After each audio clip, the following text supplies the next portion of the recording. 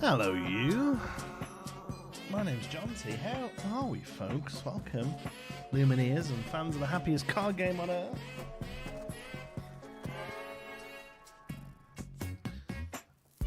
Welcome in. I'm just going to check music's okay and stuff.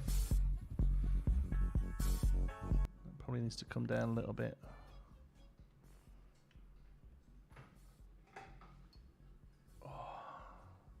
Hey, Katie, it's starting. It is. Elliot, hello. IPA music, hello. Dante Must Learn, thank you so much for the dollar. A pound, even. Look at that. Oh my god, I'm assimilated. I didn't even notice that was a great British pound. Thanks, buddy. Appreciate it. Comprehensive rules time. Comprehensive rules time. Whoa! My camera is like a little off. Let me see if I can fix that. Some of the rules. I'm gonna Lorcana and go to bed. It's like 2 a.m. there, pal. Come on, you need your beauty sleep. Turn this video into an 8-hour long loop. I will. IPA music, good evening, hello. All rules all the time. Let's go. Let me just see if I can make my camera look a bit better.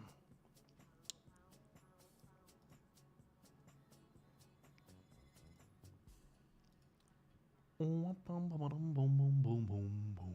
it one of these is off? That's what I wanted to do. Look, so my beautiful face is in the middle.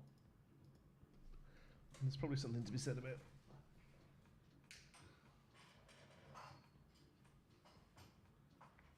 I'm going to throw in a light on my mush as well. There we go.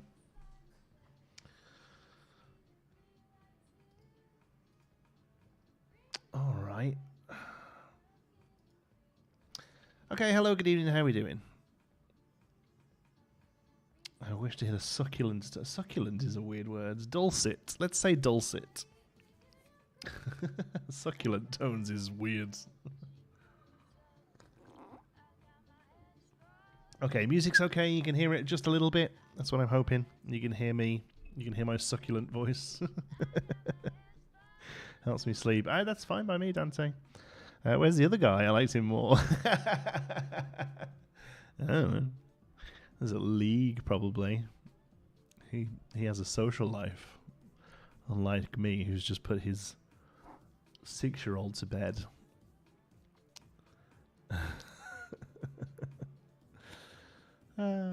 Anyway, good. Welcome. Hello. We're going to read the rules. All... Oh, I don't know how many pages it is. How many pages is it? All 30 something, is it? 31. 31 pages. Here we go. On the 21 Pro Discord, they were very upset by some of the rules. Really? I don't think there's been that much that's particularly shocking here, but we'll see. We'll see. A lot of people were very surprised by the bag. We've known about the bag for quite a while. I always felt like when they spoke about it, the bag was more of an analogy that they were using to kind of, sort of push little rules in. But no, it turns out it's an actual thing. Yeah, it's an actual thing. So the bag exists. The bag is here. We love the bag. The bag. We can all get in the bag. Disney Lorcana trading card game, comprehensive rules, effective March 27th. So before today, it was the Wild West out there, 2022, 24 even. A note for newer players, welcome. There are several ways to access the rules for the Disney Lorcana trading card game. The information outlined in this document is meant for high-level Disney Lorcana rules questions and not as a way to learn the game. Oh, okay. Never mind then. All right, bye. I'm joking. Although isn't everyone a new player still, technically? People in the official Discord were annoyed by the definition of opponent. Yes, I did see that, and I'm sure we'll get to it. If you're new to DC Lorcana, we recommend you starting out introductory videos here. Download the official Disney Lorcana trading card game app on Apple or Google Play. All right, introduction. This document covers the technical details of official Disney Lorcana gameplay. The rules described here are organized in a numbered format to make referencing and updating them easy and clear. The comprehensive rules are a living document. Go to Disney Lorcana resources page for the most current version. That's very well worth mentioning. We have a spoiler list here. Spoilers. Do we have to? Can we do one of these things where we go like that? Well, okay, that was a bit too quick. Hold on. Back up to page 1. All right.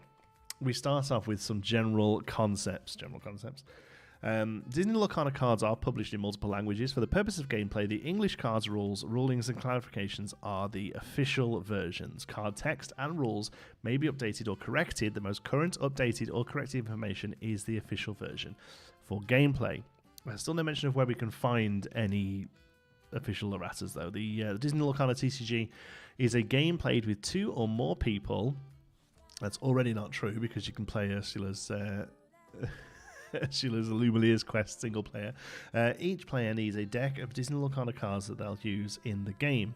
See building a deck for deck requirements. Each player needs a way to track their lore totals and mark damage on characters and locations. This can be any methods players find convenient that is clear to all players in the game.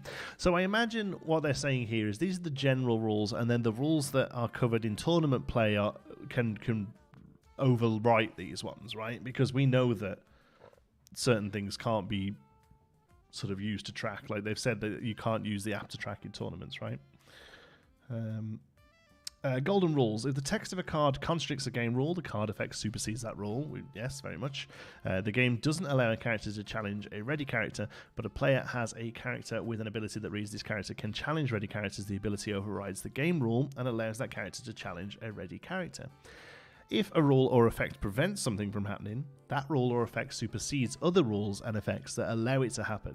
An example would be an effect that says players can't play actions. Another effect instructs a player that they may play an action for free. That player still can't play an action.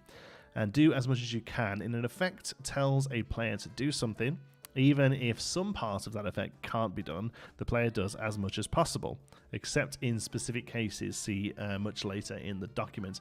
Example, Simba, Future King, has an ability that reads, when you play this character, you may draw a card, then choose and discard a card. If an effect would prevent you from drawing a card, you'd still choose and discard a card. Ooh, well, that's kind of gross.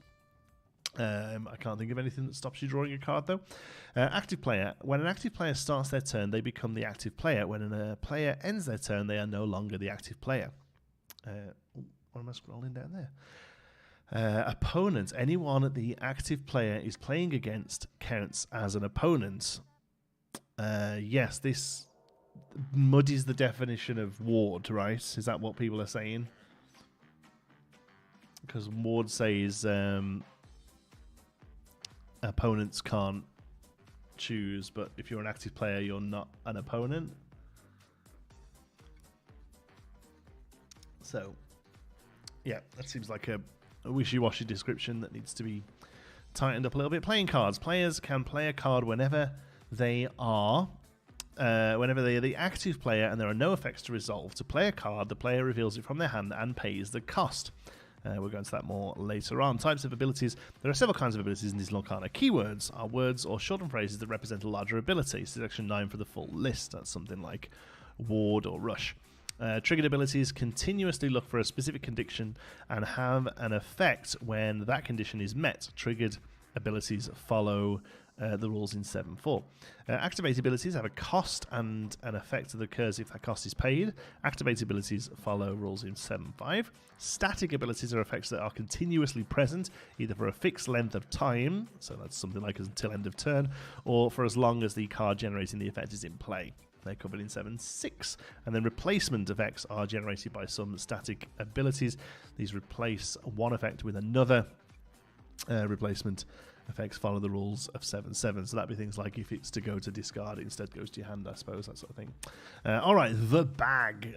The bag is the zone where triggered abilities wait to resolve. It is not a physical zone, so don't all start buying bags on Etsy, but a way to picture the process of resolving triggered abilities. Think of each trigger ability as a marble, and the bag as a place to put them until they're resolved. Every marble is separate from every other marble, and a player can look through the bag of marbles and select the one they wish to resolve next. It's possible for both the active player and their opponents to add triggered abilities to the bag at the same time.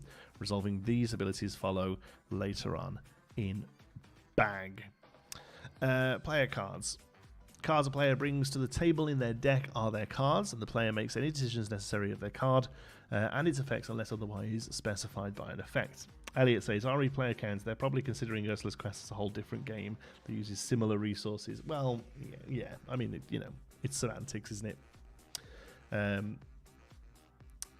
His, her, its, their. When a card refers to his, her, its, or their player, it's referring to the person who played the card. When a card refers to his, her, its, or their turn, it's referring to its player's turn. You, your, or yours card effects address the player who played that card. When the card refers to you, your, or yours, it's referring to the player of the card, even if the ability containing the reference was granted by an opposing effect. Game state check. There is a set of conditions the game constantly checks for. This game makes these checks at the end of every step. After an action or ability is finished resolving, and after each effect in the bag is finished resolving. Sure, we'll get more on what a step constitutes as in a moment. During a game state check, if one of the conditions listed is true, that creates a required action. Required actions must be performed immediately and don't go in the bag. Once a required action is completed, the game state check occurs again. Abilities that trigger as a result of a game state check are added to the bag as soon as the check and any required actions are fully completed. If multiple required actions would happen at once, a single combined required action takes place and all the required actions happen simultaneously. Alright, so far so standard. The game has the following game states that create a required action. If a player has 20 or more lore, the player wins. If a player must draw from a deck with no cards, the player loses. If a character or location has damage equal to or greater than its willpower, that character or location is banished. And if a location has damage equal or greater to its willpower, that location is banished. Is there need to be specified there? If a character or location has damage equal to or greater to its willpower, if a location is damage equal to greater, so it sounds like they originally had 1963 as just characters and 1964 as just locations, but for some reason they've added locations to 1963 as well. So isn't really a problem. It's just going over the same thing twice. If a character in a challenge is removed from the challenge for any reason, that challenge ends, all while challenging effect ends and the game proceeds. All right. Multiplayer games. Multiplayer games are played with 3 or more players. Team games are a subset of multiplayer games and are not covered in this document. Alright. Multiplayer games follow the same rules as 2-player games with the following exceptions. I wonder if team games covers Ursula's thingy then. The Illumini's Quest, I suppose it maybe does, yeah. Multiplayer games follow the same rules as 2-player games with the following exceptions. At the end of each player's turn, play proceeds to the player on their left rather than going back and forth across the table, so clockwise. If an ability requires more than one player to do something at the same time, the active player does it first and then proceeds clockwise one at a time until all players are done. If a player must draw a card and their deck has run out, they lose and must immediately leave the game. All the players' cards and effects are removed from the game, including any static effects that would have ended during their current or future turns. So it is possible to be out of a game of Lorcana, I suppose, much like you can be out with Magic, I guess. Before the game, so building a deck. Each player's Disney Lorcana deck must meet the following requirements. Alternate play formats may have different requirements. The deck must contain at least 60 cards. There is no upper limit of the numbers of cards in a deck. I kind of feel like there has to be one eventually, but for now there is not. The deck can contain cards of up to 2 colors. I much prefer the fact that they call it colors here. On the deck registration form, they call it ink. They say no more than 2 ink, and I had almost everybody who I've been given one of those to say, I can only play 2 drops. I'm like, nope, that's 2 colors. Usual deck restrictions, but I'd much rather them call them colors than ink in this regard. The deck can contain up to 4 cards with the same full name, and the deck can't contain any banned cards. Ooh, so let's talk about this for a moment. This is the first mention of there being banned cards. There currently aren't any. But the fact that they are acknowledging that there may be banned cards. Oh, it even says here, some cards may be banned from organized play. Refer to the Disney Lorcana OP page for information on banned cards. So it's obviously there as a placeholder. They must have at least a concept of banning cards internally. That bit of players' effects ending when they're out of the game would affect things like Shift Kida Yes, yeah, because it specifically points out static effects, including any static effects that would, which Ankida's ability is a replacement effect that is classed as static. So yeah, it would, which is interesting, I guess. Yeah, I mean, chance of somebody playing Akida, it affecting the rest of the board state, and then somebody else making them mill is at the moment pretty low. But yes, technically it matters. Yeah, I like them being called inks over colors. They can just say ink colors. I mean, maybe ink colors would just cover it. But from like a clarity point of view, colors is much clearer as to what they mean. But yeah, ink colors would be fine. All right, moving to gameplay then. Starting a game. Starting a game involves several steps that all players follow. Once these steps are completed, the game is considered to be started. Okay, that seems superfluous, but sure. First, use a method for randomly determining who is the starting player and takes the first turn of the game. This can include rolling dice, flipping a coin, or other methods. If this game is next in a multi-game series, such as best of 3, the losing player of the previous game chooses the starting player. So the challenge rules then just this isn't right. So because I know Rochelle said something earlier about the fact that tournament rules and comprehensive rules work together and don't replace each other, but the challenge rules do replace this, because the do your best in 2, the 2-game format doesn't work like this. So that is something to note. Second, each player shuffles their deck. Players must use any form of randomization they find convenient and comfortable, but the method chosen must sufficiently randomize the deck. That's too vague. Each player must offer an opposing player a chance to cut their deck after it's shuffled. Once these steps are complete, the deck is ready to play and is placed in the player area. So it specifically states there that, well, it doesn't actually specifically state, but it very much implies that the opponent can't shuffle your deck, which I think is interesting. You just get to do a cut. All right.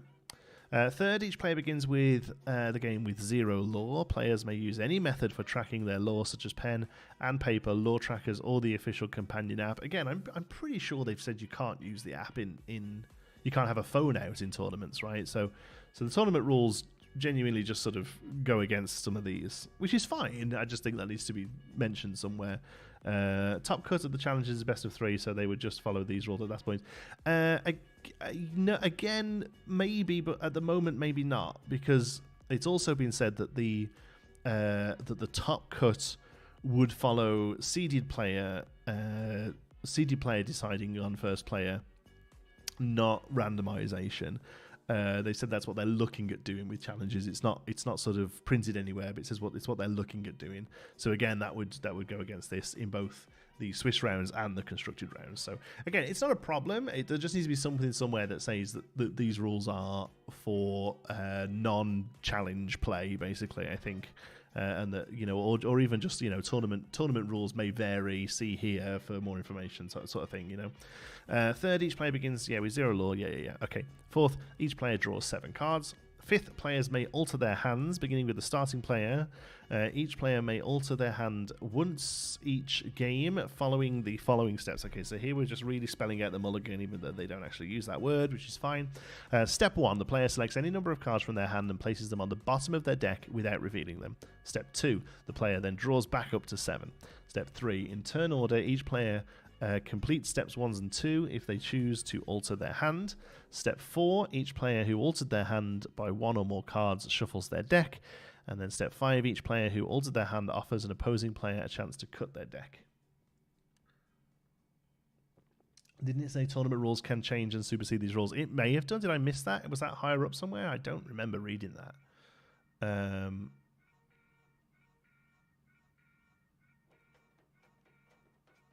I genuinely don't remember reading that, but I may well have done. I mean, it wasn't there, and I don't think it's been anything we've covered. If we did, I may have missed it.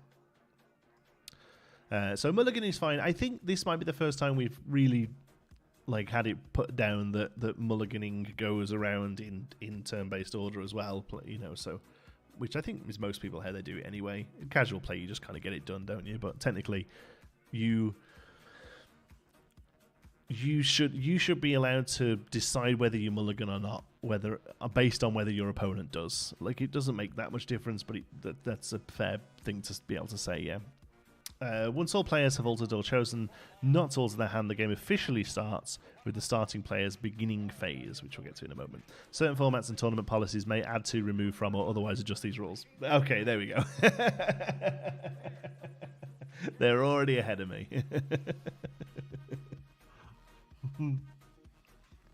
Certain formats and tournament policies may add to, remove from, or otherwise adjust these rules. There you go. Your blanket cover-all statements. There you go. It was done at the same time, basically. Yeah, and again, it's going to be one of those things that try and get it into your head about how you're meant to do it, the proper way to do it, because it's just going to stop the occasional asshat sitting across from you and getting a warning on you. Like, this happens all the time at high-level competitive play, unfortunately. The slightest little rule slip, you'll get somebody judged and you'll get a warning for doing something, real negligible, because they'll have just studied this so well and they're playing the rules and playing the tournament as opposed to playing the game. So it's just, if you feel like you're sat across from somebody like that, just bear this sort of stuff in mind. If you're second player, you have to let first player discard and draw up before you can. So it's worth mentioning. It's worth bearing in mind, really. Although it doesn't really matter. A lot of the stuff in here doesn't really matter, but it's there, so we have to bear it in mind. All right, ending the game. A game can end one of two ways. When a player reaches 20 lore, they win the game, or if a player attempts to draw a card from an empty deck, the player loses the game. There's a third way, and that is somebody stands up and flips the table over, like the game would end. So, when either of these conditions is met, the game ends. Any abilities that are waiting to resolve cease to exist. They just disappear into the chasm of fantasy. Turn structure. Phases. A turn has 3 phases, which occur in this order: beginning phase, main phase, and end of turn phase. The beginning phase is where a player resets their cards as appropriate for their new turn. This is where all effects that end at the start of a player's turn end, and where effects that occur or begin at the start of their turn happen. The beginning phase has 3 steps: ready, set, draw. The main phase is where a player can act on their turn, choosing to perform any of the main phase actions, and then the end turn phase is where all effects that end at the current turn end. If effects would be added to the bag as a result of effects ending, those effects are resolved and as an additional cleanup phase is performed. When there are no additional effects to resolve, the game proceeds to the next player's beginning phase. Okay, cool. Earlier in the Discord, they got hung up on the definition of opponent versus active player and gave this ridiculous thing about you challenging Merfolk, but your opponent has to discard since you're the active player. Yes, again, that's one of the biggest notes I've made from this so far is that it's poorly worded in this. Opponents, anyone the active player is playing against counts as an opponent. So anything that says like ward or opponent must discard a card, you could argue that, well, I'm the active player. I'm deciding to hit Curse Merfolk. I'm not an opponent. So it's that needs fleshing out a bit, really. I think we need to try and remember where we got to. We haven't got this far yet. Oh, we need to remember where we got to. Here we go. Ready, set, draw. Okay, I'm going to read that last one again. I just want to make sure I'm figuring out what it means by a cleanup step. The end of turn phase is where all effects that end at the current turn end. If effects would be added to the bag as a result of effects ending, those effects are resolved and an additional cleanup step is performed. When there are no additional effects to resolve, the game proceeds to the next player's beginning phase. Okay, so I suppose that's anything that sort of gives, plus whatever till end of turn. If that then ends and the thing dies, you have to have that. I don't think at the moment that there's anything that gives stuff extra willpower until end of turn, is there? And that's the only thing I can really think that would make a difference with. And there's definitely nothing that gives things like resist till end of turn or anything like that. Even that wouldn't matter, because resist only cares about actual damage being dealt in the moment. So yeah, I can't think of anything that gives willpower until end of turn, because then that would affect that. Perhaps if then at the end of turn something loses bonus willpower and then has enough to die, it might die, and then obviously there are banish, excuse me, and then obviously there are things that banish. The shift mim and gruesome and grim give rush and banish at the end of turn. So there's stuff that banishes stuff at the end of turn. But if that happens, it just happens. You just get like an extra little phase to just tidy all that up. Yeah, that makes sense. That's fine. All right, beginning phase. Ready. Effects that would end at the start of your turn or at the start of your next turn end, and then the player readies all of their cards in play. Okay.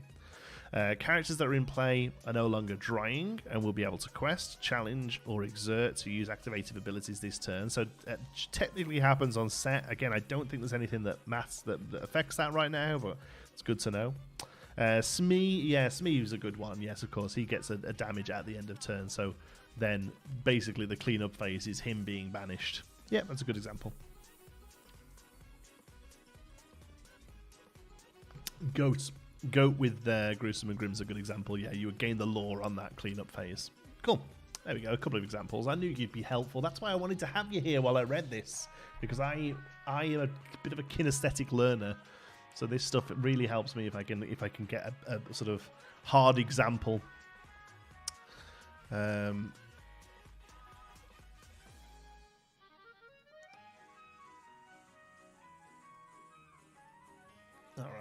All right, moving on. The effect. So this is all part of the set phase. The active player gains lore from locations with a lore characteristic they have in play, and effects that would occur at the start of your turn or at the beginning of your turn, and abilities that triggered during the ready step are added to the bag. And then your draw phase. Drawing is when a player takes the top card of their deck and puts that card into their hand. A player can only draw from their deck.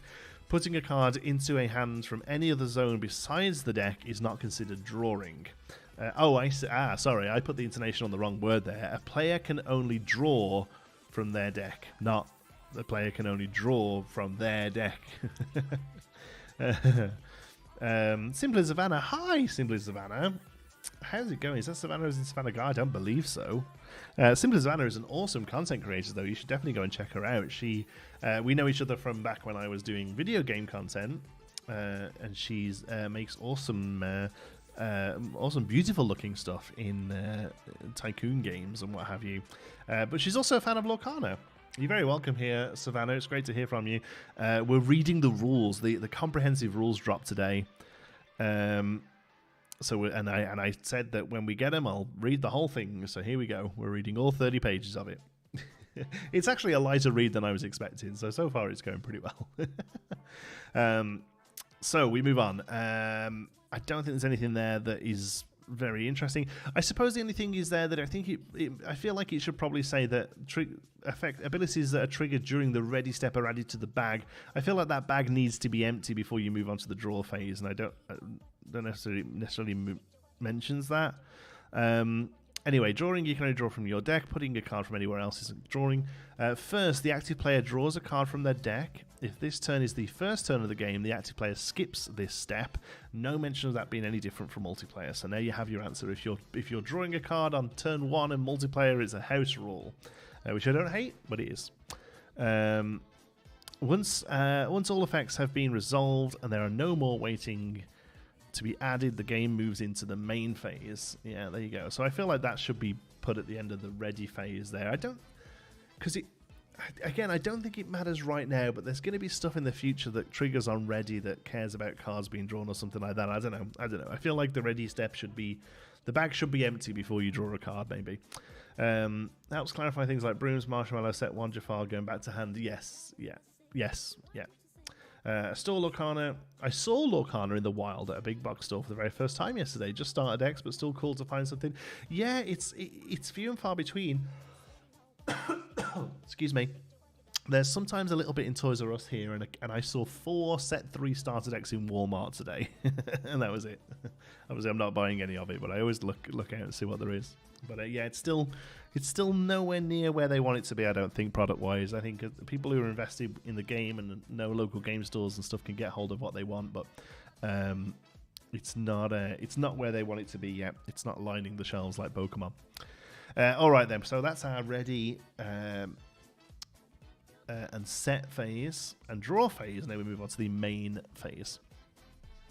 The active player may take these turn actions in any order during the main phase of their turn, unless otherwise noted. They may take each action any number of times, provided they have the necessary resources. You can put a card into the inkwell. This turn action is limited to once per turn. Obviously, we know that cards beat that. We read that before.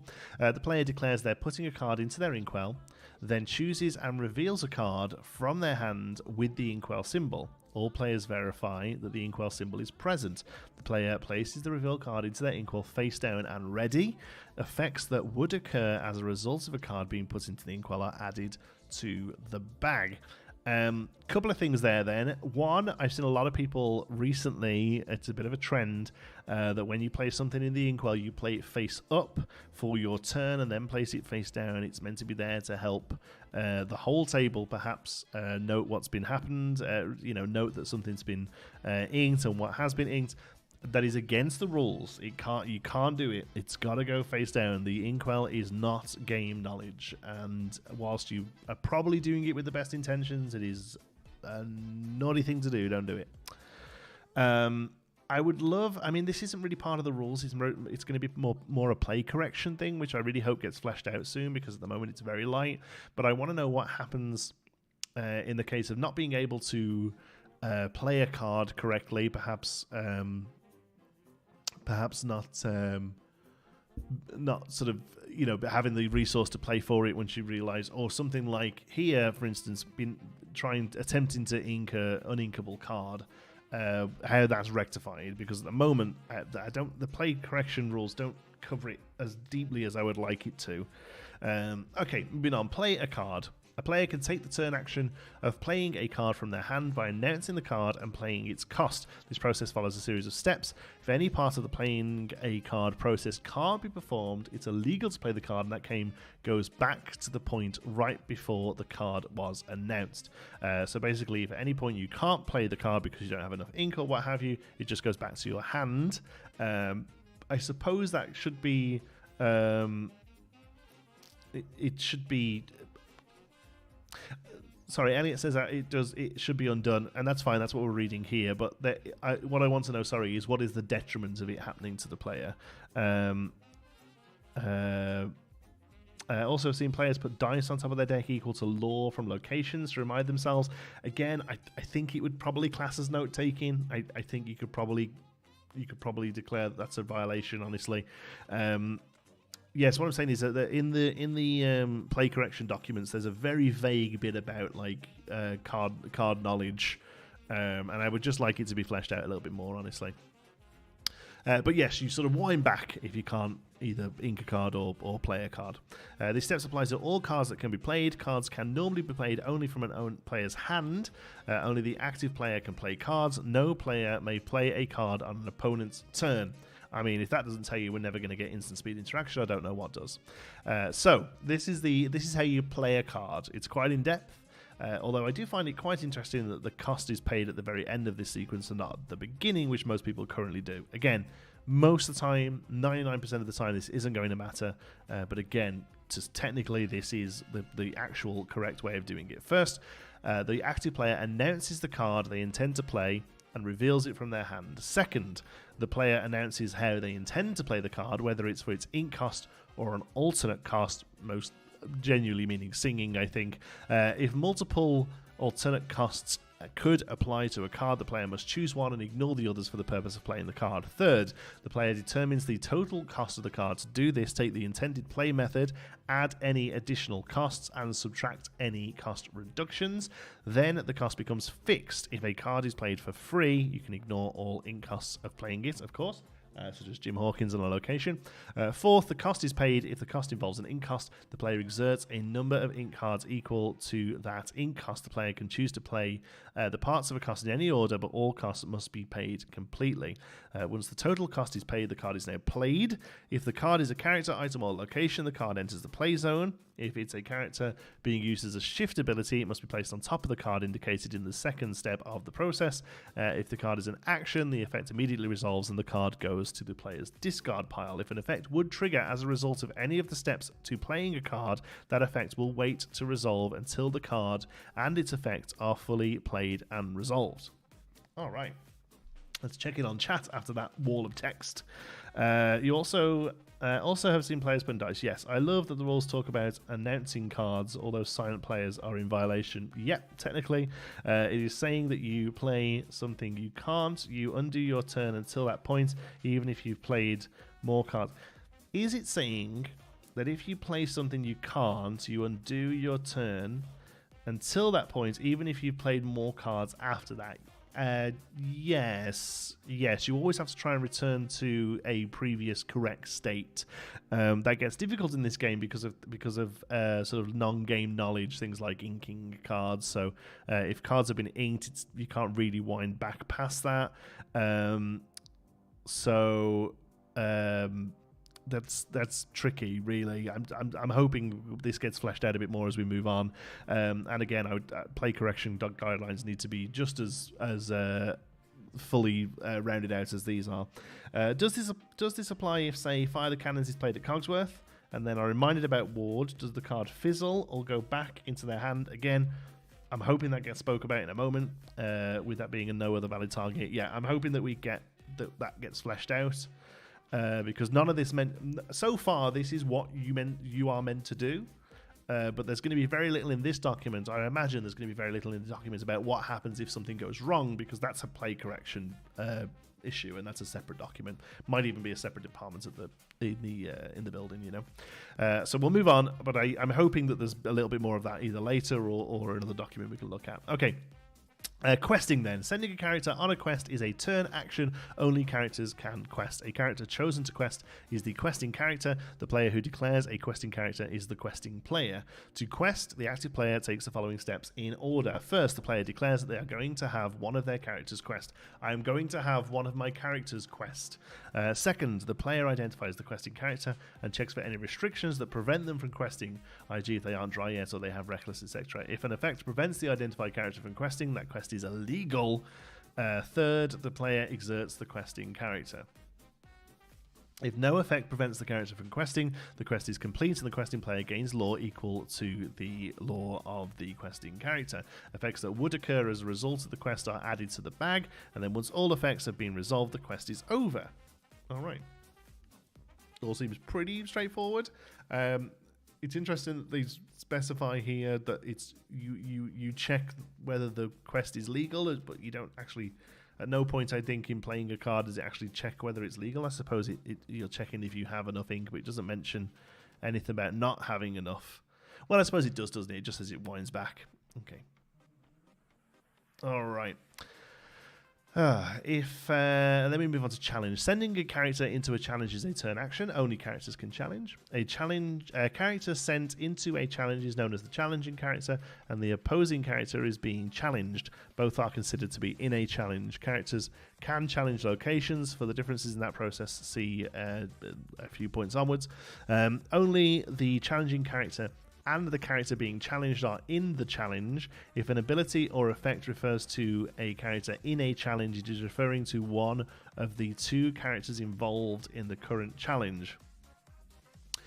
Now, in a challenge, because there are some things that say during a challenge, which I think does include them even if they're not if they're not in a challenge, right? Did we have that with some issues with like Marshmallow and stuff in the past, I feel?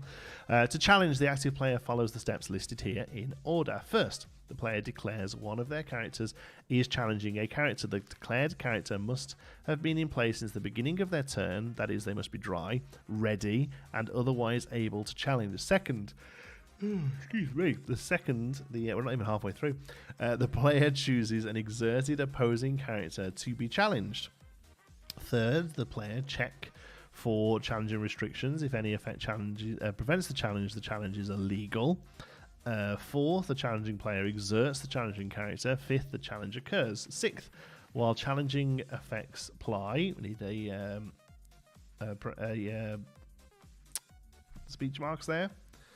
7th, effects that would trigger are added to the bag. 8th, once all effects in the bag have been resolved, each character deals damage equal to their strength to the other character. This is known as challenge damage step. This isn't an ability or an effect, and it isn't added to the bag. So 6th, while challenging effects apply. 7th, effects that would trigger are added to the bag. I feel like that's basically the same thing.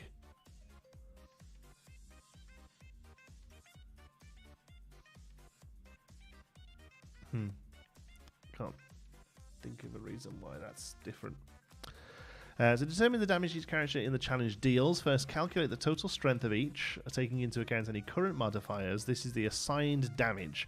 Apply effects that adjust any amount of damage dealt, such as resist.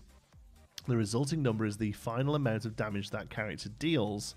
A character can have 0 strength or less. If the final amount of damage a character deals is less than 0, it's treated as if it were 0 for the purposes of dealing damage. A character with 0 strength deals no damage. Okay, so you can't deal negative damage and heal them. That's fair. It's worth pointing out, I suppose. So now do we know how Mulan works then? The new Mulan? Because that was the only one I think we had a slight issue with regarding damage dealt. So now, if Mulan with her 5 strength hits a character with resist 1, the damage dealt is 4, and therefore she deals 4 to 2 things. Is that right there then? Do we know? Because we weren't quite sure what it means to have a character deal damage when the character itself is referencing the damage dealt, I think. So now if Mulan has 5 strength and she hits, has only been an attacker, there's probably some other defensive stats that fit into the later bullet point. Yes, I think, yes, maybe that just get fleshed out. Yeah, that's a fair point, Elliot. So now, say a Mulan with 5 strength hits a Cogsworth, or hits, I don't know, something with resist 1, the Prince, and deals 4 damage. She then deals 4 damage to 2 other things, I think, as opposed to dealing 5 damage to 2 other things.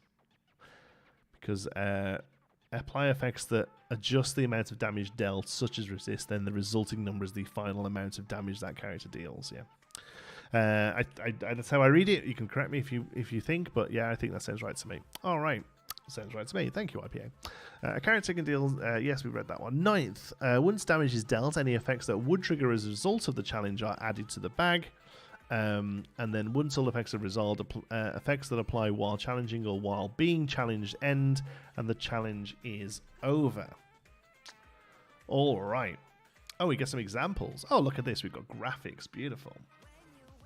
The active player has a ready Stitch, new dog, in play, and an opponent has an exerted Milo Thatch, clever cartographer, in play. The active player announces Stitch is challenging and chooses Milo Thatch as the character being challenged. There are no restrictions or requirements to satisfy, no effects trigger as a result of these declarations. The active player exerts Stitch. Both Stitch and Milo deal damage equal to their strength to each other. Excuse me. The active player and the opponent each place damage counters on their character. A game state check is performed. There are no effects that trigger from that check. The challenge is over. And they both die. And they both banished. I thought it would have mentioned that. Okay. Example B. The active player declares Marshmallow. Oh, Marshmallow. This is the one that's caused issues. Marshmallow's persistent guardian is challenging and opposing Cheshire Cat's Not All There. Cheshire Cat's ability Lose Something reads when a character is challenged and banished, banish the challenging character. Marshmallow's ability Durable reads when this character is banished in a challenge, you may return this card to your hand. Marshmallow has 5 strength, so he deals 5 damage to Cheshire Cat, who has 3 willpower. When the game state check is made, Cheshire Cat is banished. This triggers Cheshire Cat's ability, and an opponent adds it to the bag. The opponent resolves the ability's effect, banishing Marshmallow. Because the players haven't reached the step of the challenge in which the bag is resolved, they're still in the challenge, and Marshmallow's ability is added to the bag by an active player. The active player can then resolve it, returning Marshmallow to their hand. There are no more effects to add. The bag is empty. The challenge is over. The graphics results has the yes, banished returns to hand. It does, yes, banished and banished return to hand. Okay, that makes sense. I think we've had a clarification of that, but it's nice to see it in a document somewhere. That even I think a lot of people came in to this with the concept of that other games have, whereas as soon as the thing hits the discarded pile or the banished pile or whatever, any abilities it was going to do or can do go away. But here that's not how this works. The challenge is over when all of the effects that are generated from the challenge have been completed, even if the thing is sat in a discard pile. So yeah, good for clarification. Yeah. Okay, next one then. Example C. The active player declares Rafiki Mystical Fighter is challenging an opposing Shenzi, Hyena Pack Leader, who has 0 willpower and is at Deville Manor, Cruella's estate. Deville Manor has no abilities, but Shenzi's ability, I'll handle this, gives her +3 strength, not willpower, when she's at a location. Rafiki's ability, Ancient Skills, reads whenever he challenges a Hyena character, this character takes no damage from the challenge. After restrictions and requirements are checked, the active player adds this ability to the bag. The active player then resolves the effect. When the challenge proceeds to the challenge damage step, Rafiki won't be dealt any damage. Okay. I mean, that all makes sense. I wasn't... Okay, I didn't think static things went into the bag. Players can choose to have a character challenge a location. These follow all the normal rules and steps of challenging, with the following exceptions. When a challenger is declared, the player chooses an opposing location to challenge instead of the character. Locations may are never ready or exerted. They can be challenged at any time in the main phase, and locations don't have a strength characteristic and don't deal damage to the challenging character. Not yet, at least. Move a character to a location. A player can move only their characters. A player can move characters only to their locations. A player can't move opposing characters, and they can't move their characters to opposing locations. That's the same thing written twice. Cool. Moving a character to a location is a turn action. To move a character to a location, the active player follows the steps listed here in order. First, the player chooses one of their characters and one of their locations and declares that the character will move to that location. Second, the player pays the chosen location's move cost. Once the cost is paid, the character moves to the location. Third, any effects that would happen as a result of the character moving are added to the bag for resolution. Once all effects have been resolved, the move is complete. Use other activated abilities on cards in play. The active player may use activated abilities of characters following the steps of section 7.5. Activated abilities. Exert abilities of characters can be used if the character is dry. Activated abilities of items can be used the turn they're played. Alright, there's the things you can do during your main phase. So nothing mind-blowing there, I don't think. End of turn phase. To end a turn, there must be no abilities currently waiting to resolve. The active player declares the end of their turn. This creates the start of end turn phase. I think that might be an error. I don't think static bags go in the bag. Well, that's what I was saying, but I'm not sure. I didn't think static abilities go in the bag, and that to me is a static ability, or at least it's static through the challenge, right? Whenever.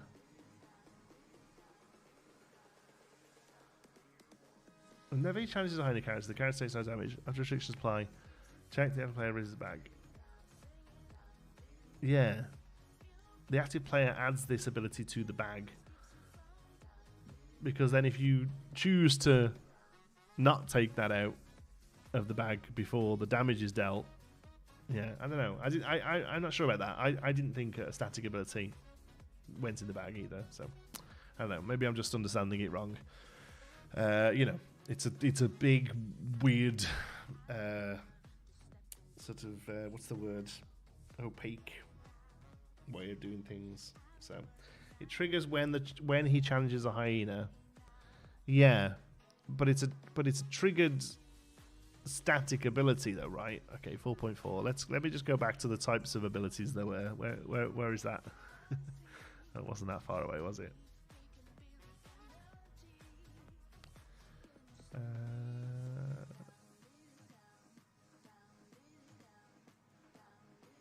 Or maybe it was. Yeah, here we go. Effects that are continuously present either for a fixed length of time or for as long as the card generated the effect is in play. So I would have that ability. No, for me personally, that his ability there is a static ability for a fixed length of time. But no, triggered abilities continuously look for a specific condition, have an effect when that condition is met. No, yeah, no, it is triggers, because it's continuously looking, and then they have an effect when the condition is met, the condition being met when it swings in. Yeah, yeah, maybe I'm just... the nuance in how that's written, I think, is what's throwing me off. But yeah, no, I think you're right. Yeah, I think you're right. All right, cool. We move on. 4 point. We went past all these fun demonstrations to end of turn phase. Cool. To end a turn, there must be no abilities currently waiting to resolve. The active player declares the end of their turn, and this creates the start of the end of turn phase. Effects that would end at the end of your turn end. This include effects with a stated duration of this turn, such as support. Effects that would occur at the end of your turn or at the end of the turn or your turn. Abilities are triggered by those effects, and they are added to the bag. And then clean up. All players resolve effects that are in the bag once the bag is empty and no effects remain. To resolve, the turn is ended. Okay, cool. So, how the conditions for a card. A card can be ready. They enter play ready. Unless otherwise stated, a player can't use any of an exerted card's abilities that include exertion for as part of the cost. They can be exerted. When a card is exerted, it's turned sideways. A player can use an exerted card's abilities that don't require exertion as part of its cost.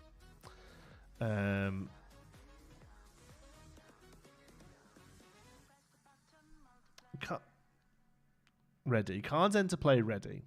A player can't use any of an exerted card's abilities that include exertion as part of its cost.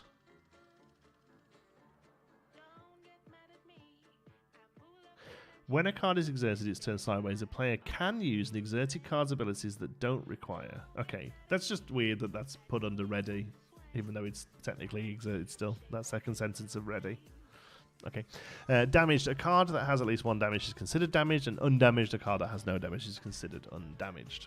Alright. Card types. Characters are a type of card that can be in play. A character card that is in play zone is a character. In all other zones, it's a character card. I think we're still waiting for a errata on Yzma because of that, I think, aren't we? Character is defined as having Storyborn, Dreamborn, or Floodborn on the card's classification line. Oh, that's the only thing there that points out that it's a character. Yeah, I suppose they don't say character anywhere, do they? Huh. I mean, that makes total sense, but... Storyborn, yeah, okay. Yeah, that makes total sense, but I never really thought about it that way. Characters have both strength and willpower value. If either or both aren't present on the card, it's not a character. Okay. Only characters can quest or challenge. A character must have been in play, during the beginning phase of their player's turn in order to quest, challenge, or exert as part of a cost. So parts of a card cost an inkwell. They just call it inkwell, okay. Name, version, classification, strength, willpower, abilities and effects, and lore value. Okay, version I think is one I often forget. I've been calling it subtitle. Title and subtitle, but name and version. Classification I'm getting pretty good at now. I remember to say that one. Most parts of a card appear on all card types. Specific differences are noted in the entry for the relevant card type. Art. The art isn't used for gameplay. Colour, unless we get an unset. Dudes with hats. Colour and ink type. The colour of the card determined by the ink type symbol. The coloured bar behind the card's name reflects the card's colour. A card's colour is important for building a deck, but isn't used for gameplay. Again, I will say not yet. I do wonder if we'll ever see cards that care about ink colour. Perhaps not. Amber, Amethyst, Emerald, Ruby, Sapphire, and Steel. Cool. Name. The name of a card... The name of a card appears in larger print. An effect that looks for a card or character with a specified name looks only at this line and ignores the version name. The whole character name must be the same as a specified name to be a match. Tinkerbell Peter Pan's ally has an ability called Loyal and Devoted that reads your character's name Peter Pan gain Challenger 1. If you have Peter Pan Fearless Fighter and Peter Pan Neverland Hero in play, with this Tinkerbell, she gives both versions of Peter Pan Challenger 1. I'm not super up on my Peter Pans.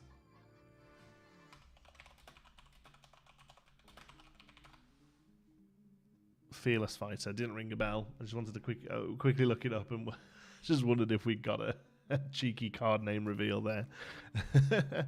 Sorcerer's Hat is an item with an activated ability that lets you name a card, then reveal the top card of your deck and put that card into your hand if it's the card you named. If you use the Sorcerer's Hat to look for a card named Lucky and then reveal Lucky Dime, it's not a match and you don't get to put it in your hand. Right, but you can say Ursula and draw any of the Ursulas that you have in the deck, even with different version names. Okay, cool. Yeah, we knew that. That's good.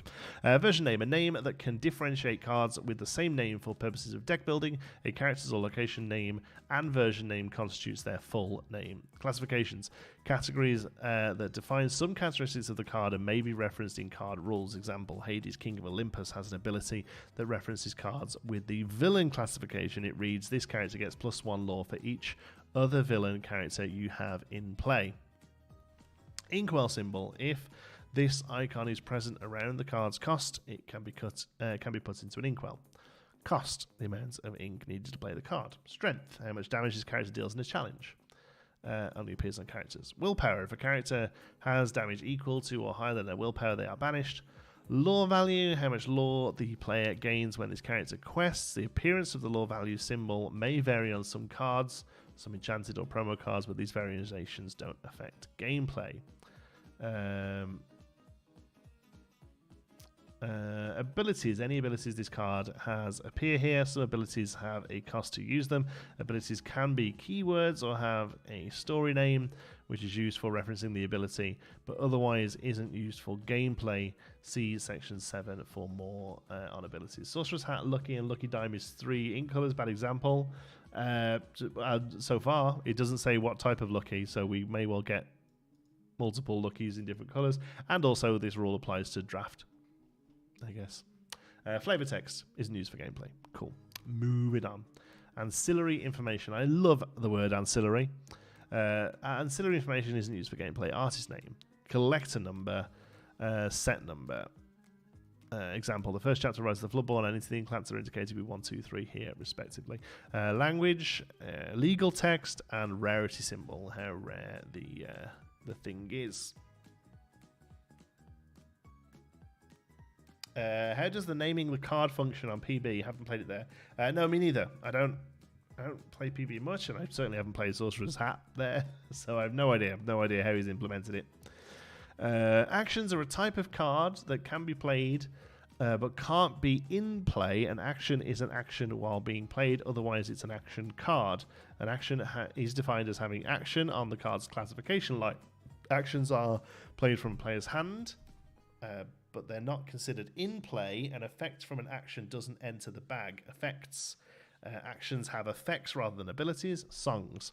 Songs are a subtype of actions, following all the normal rules for actions. A song is defined by having action and song in its classification line. Songs have an alternate way to pay their cost, which reads a character with cost N or more can sing the song for free. If a song is played this way, it's called singing the song. Singing a song counts as playing a song. A player may only sing a song from their hand. Yeah, I was thinking about how Ursula was read. Okay, yeah, that's all fine. I think it might be worth even mentioning there. Singing a song counts as playing a song, but playing a song isn't always singing it or something like that. I suppose I don't know what the wording would be. Items are a type of card that can be in play. An item can't be put in into the bag.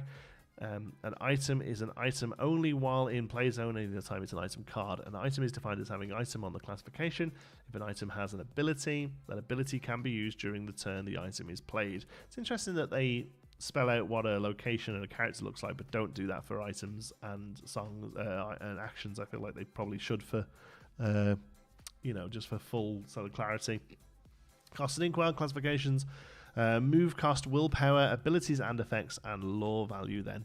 Locations are a type of card that can be in play. A location can't be put into the bag. A location is a location while in the play zone. In all other zones, it's a location card. I feel like I'm repeating myself, but it all needs to be there for clarity.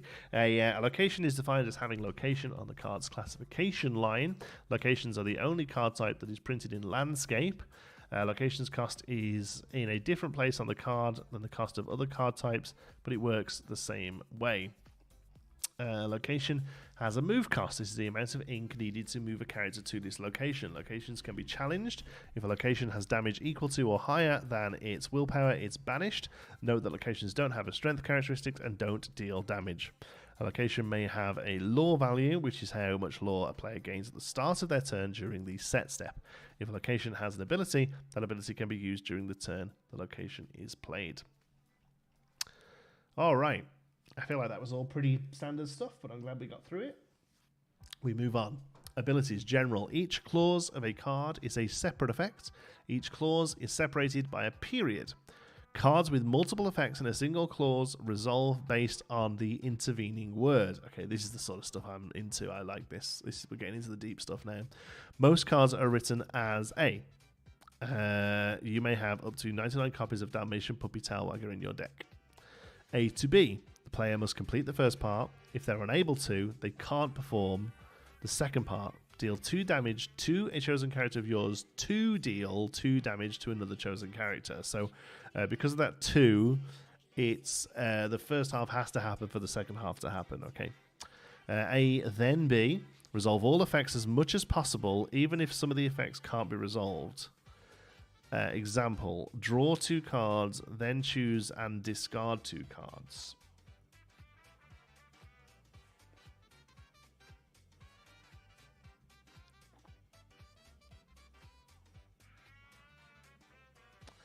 And then A and B, both effects must resolve if one effect can't, for whatever reason, neither one can't. Choose a character of yours and gain lore equal to their... Well, if you can't choose a character, you don't get anything. Well, that makes sense. Draw 2 cards, then choose and discard 2 cards. Resolve all effects as much as possible, even if some of the effects can't be resolved. How can't you draw 2 cards? Oh, like you were saying before, if something negative will replace a positive. So if something says players can't draw cards, you would just choose and discard 2 off this, okay? Because drawing 2 isn't optional, so you can't empty your hands and ping something if you've got no cards in the deck. Right. Okay, that's what I'm thinking. That's just checking that's not how that works. Okay. All right. If an ability or an effect contains the word may, the player who played the card that generated the effect can choose whether they want it to happen.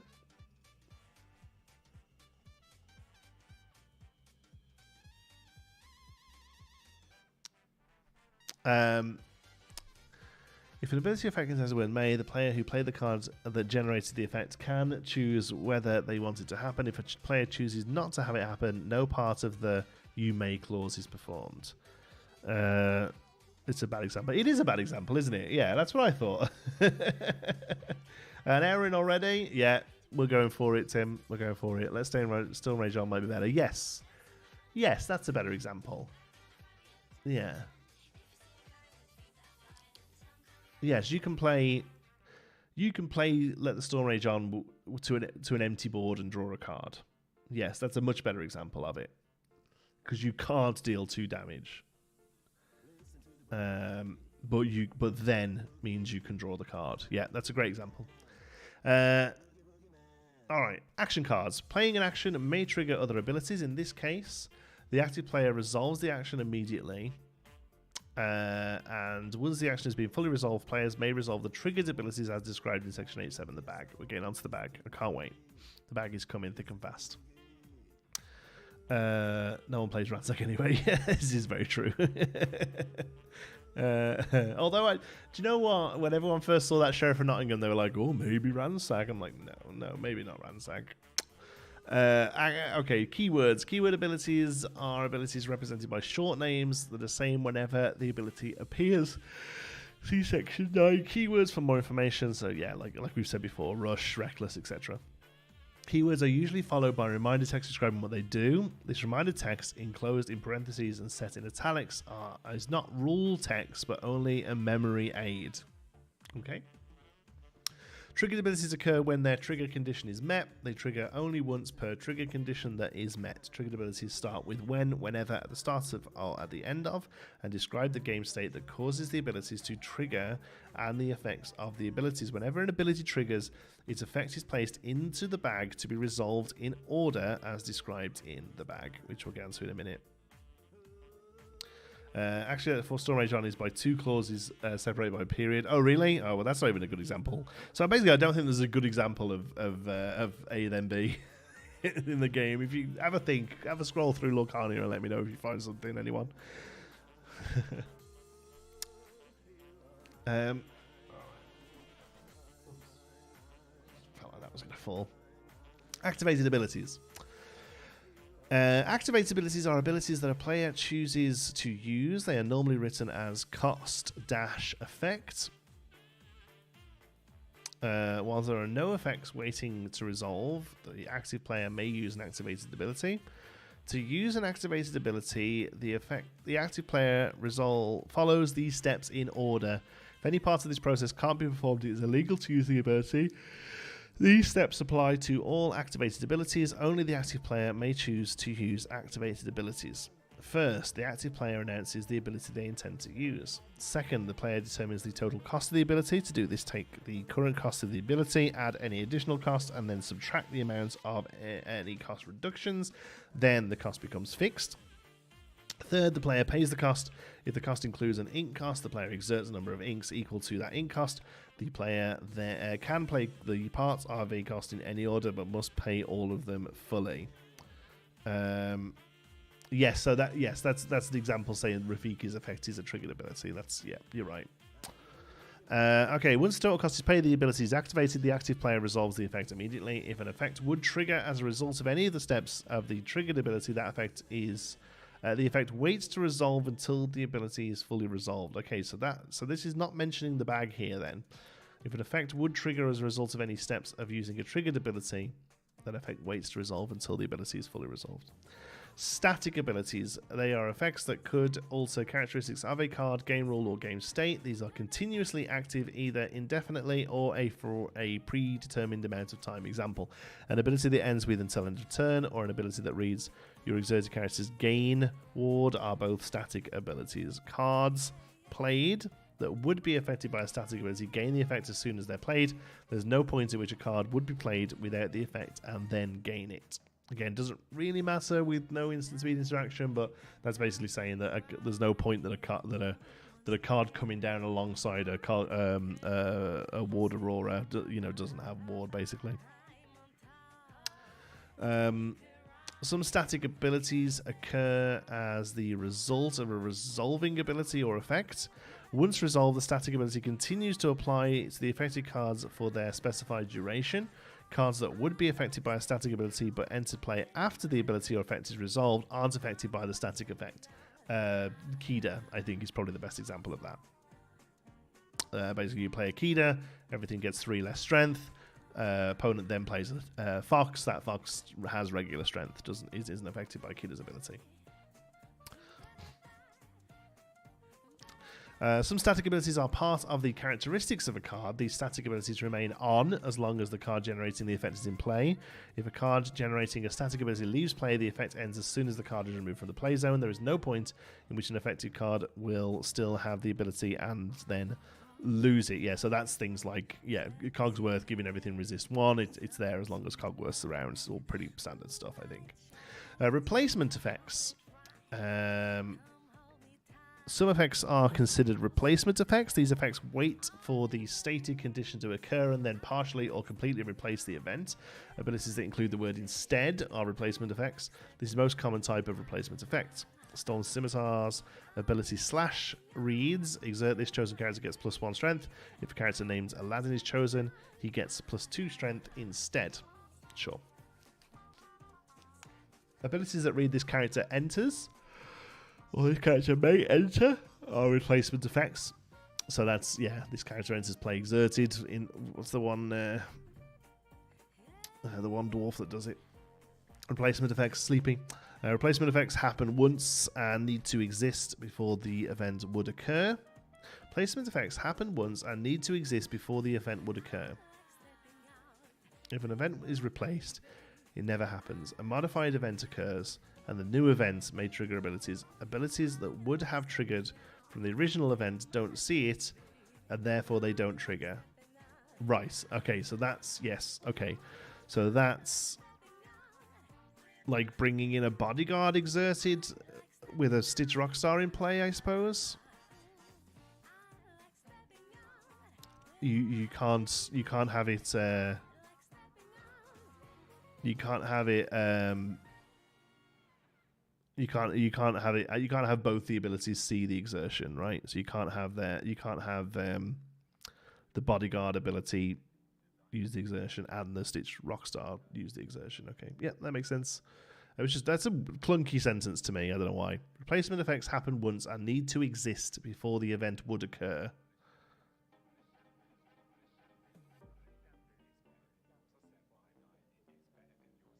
All right.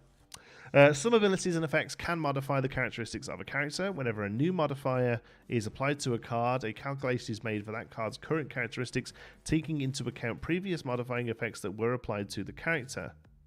Okay, yeah, that makes sense.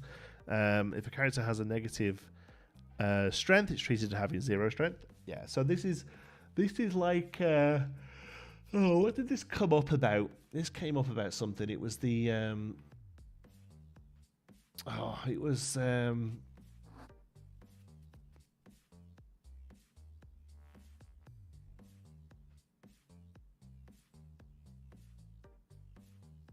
what was it? There was something we did a bit of math. It might have been Kidder. No, because that wasn't static. Oh, yeah, no, it was. Yeah, it was. Because basically, it was saying that, like, so say Kidder made a snake 02, but then you pumped the snake up 1 with a stolen scimitar, perhaps. I don't know. This is happening in draft. It would still be a O, because even though the negative strength, it's treated as having 0 strength. Well, no, because that contradicts that now. Then, if a character has negative strength, it's treated as having 0. Last ditch effort. It calls me. Okay, so 2 new cards that aren't played, basically. Okay, cool. I feel like I've got one of them here. Let's have a look. Sure, I opened a last ditch effort the other day because the art always weirds me out. I don't know how far I'll go. Maybe I'm thinking of instead of it calls me. No, these cards are all loads better than those. Yeah, no, I don't have one to hand. Should we take a break and crack a pack and see if we get one? I can do it. We're looking for a last ditch effort.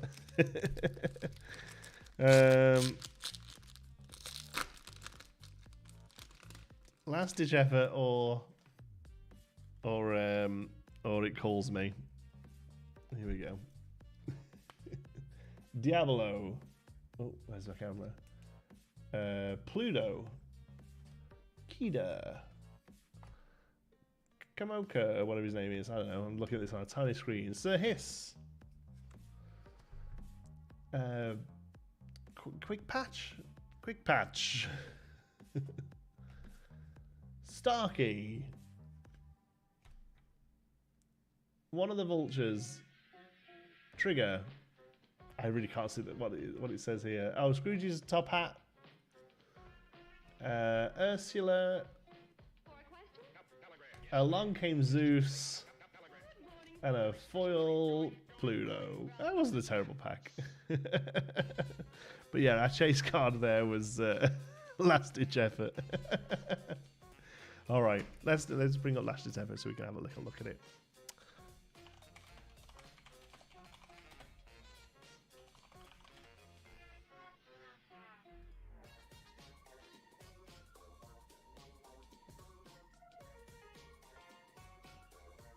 All right. Last ditch effort. Exert chosen opposing character. Then chosen character of yours gains chances through this turn. But that doesn't count because it has an apostrophe. It has a period there.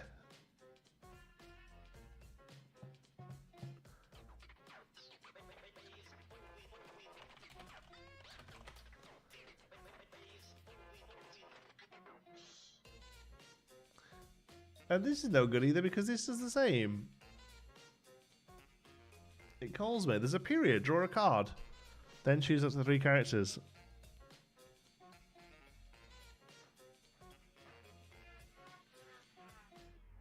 Improvise.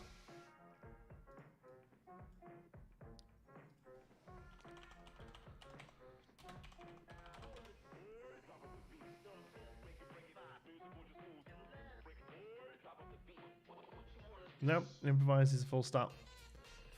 John, are you nitpicking the rules, Doc? Yes, Adara, that's exactly what I'm doing. What did you think this stream was going to be? Me just reading it and going, yes, that all seems perfectly in order. Dinner bell.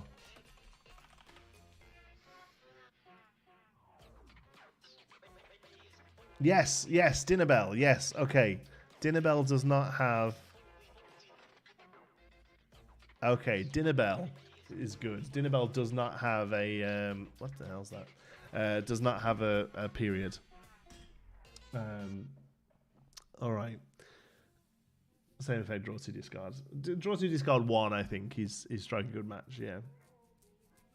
Yeah, I forgot period. The period does affects it. So yes, draw cards equal to the damage on chosen character of yours, then banish them. So okay, it's not a great example because this card basically reads, if you want to, just banish a character. I mean, maybe in the few options that.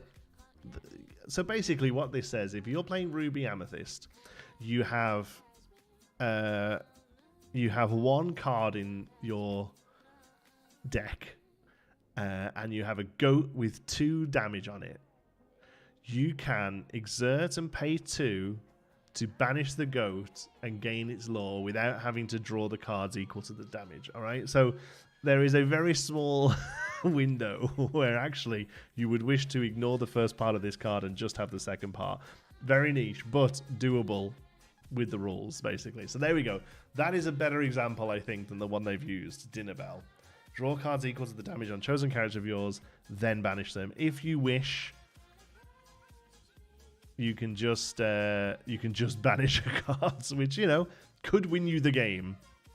I'm glad you're still going. I thought I was going to miss it with my lifeguard workout. Thanks for joining us, Adara. I appreciate it. We're just hanging out. We're just reading through. We've got about 5 or 6 pages left, but it doesn't say you may. It doesn't matter, Mantis. That's what we're saying. It does. Oh, it doesn't say you may. Ah, yes, it doesn't say you may. So it's only if you can't draw the cards. Right? Yes, you can't just choose to ignore it. Yeah, no, you're right. It doesn't say may. So no, it's... Oh man, this is complicated. I can't think of a good example of this card, of this rule then. I can't think of a good example of this rule. That doesn't matter. That doesn't matter because it's got a full stop. That doesn't matter because it's got a full stop. Draw floodgate incoming. Emerald Ursula has it as well. If you only want to sing the song once, her ability puts it back in the deck, or on the bottom of the deck. Yeah, maybe that's a better example. That's Deceiver of All, right?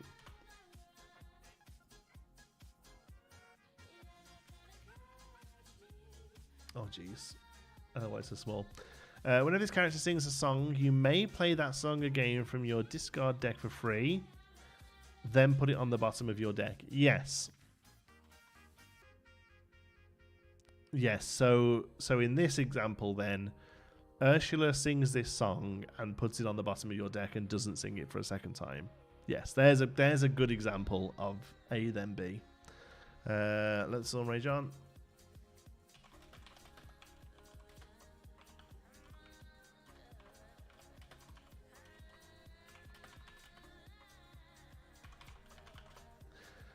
No, it puts it in the discard. Doesn't it have to go to the bottom, though? If you don't play the song again, it stays in the discard. Whenever this character sings a song, you may play that song again from your discard for free, then put it on the bottom of your deck.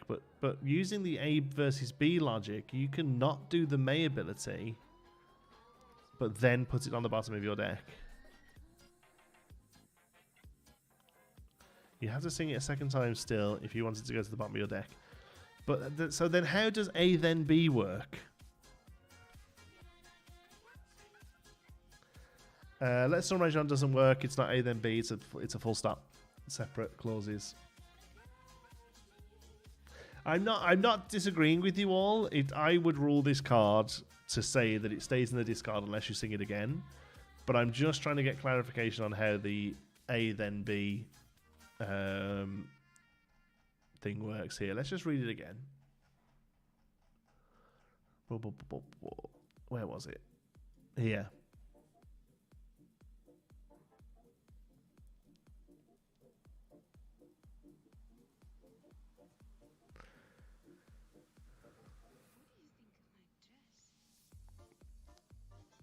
Resolve all effects as much as possible, even if some of the effects can't be resolved. And I guess it's the word can't there. Watch set 4 be full of these A then B examples. Yeah. Draw 2 cards, then choose and discard 2 cards. I don't think then as a printed word is a qualifier, but it is though. Look, it's here. This is why I'm going on about it. A then B.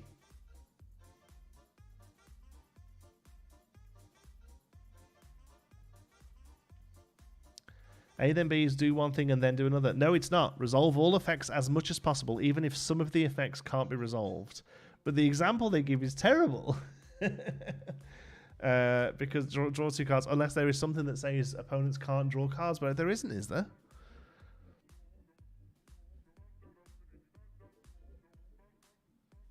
Yeah, I don't know about that.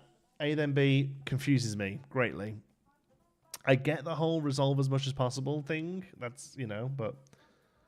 Okay, so each clause has a period. Are we talking about Ursula still?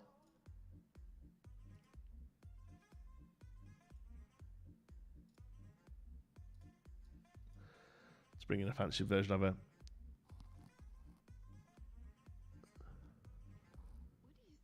To, then, and. Who taught these people English? Each clause. Let's go back to 711. Each clause is separated by... Each clause of a card is a separate effect. Each clause is separated by a period. Okay, cool. Right. So that's... Maybe that's just overwriting what I'm on about then. Okay. When a character sings a song, you may play that song again from your discard for free, then put it on the bottom of your deck.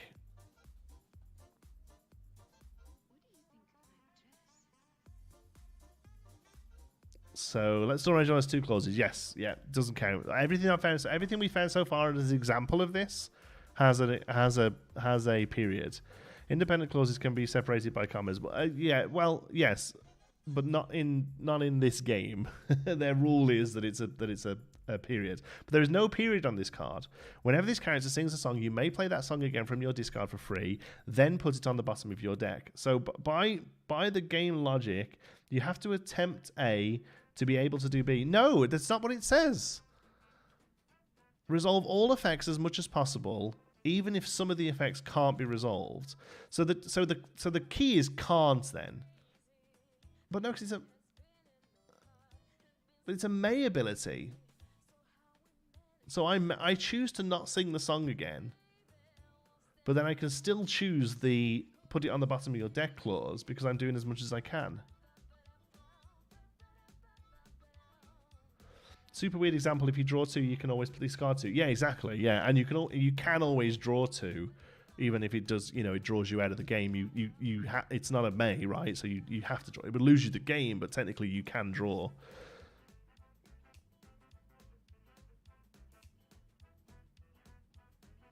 Am I being dumb? Am I being an idiot?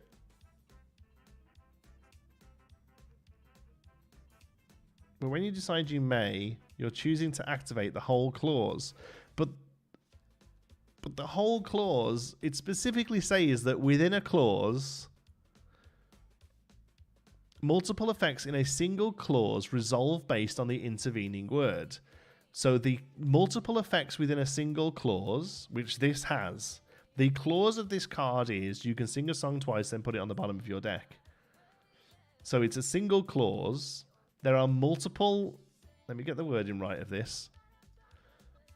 There are multiple effects within a single clause. The effect of this card is you can sing it twice and you can put it on the bottom of your deck. May is the beginning of the ability. You are opting out of the entire thing. But that's not how this is worded, right? Clause B is draw a... Let the stranger on. Clause A is deal to... Yeah, we're not talking about let the stranger on. That doesn't... I'm not talking about that at all. Like, that's... You do A and then you do B. Yes, I know. You do... Yeah, I know. I'm not interested in let the stranger on. That's not an example of what I'm trying to figure out. What I'm trying to figure out is A then B. I want to find a card... Not A then B as in that's I do A and then I do B. I'm specifically talking about 7, 1, 2, 3, A then B. Resolve all effects as much as possible, even if some of the effects can't be resolved. So I need some clarification on what can't means there, basically. I think everything before the then is one thing, and everything after is its own thing as well. The first is you may, the second one is do. So Yu-Gi-Oh! Has a banning. I don't care about Yu-Gi-Oh! We're not playing Yu-Gi-Oh! Ursula appears to be just an A clause. Yes, it is a single clause. But there can be multiple effects within a single... Cards with multiple effects within a single clause resolve based on the intervening words. There are multiple effects within the single clause of what to deal. The multiple effects are, when this character sings a song, you may play it again from your discard for free, then put it on the bottom of your deck.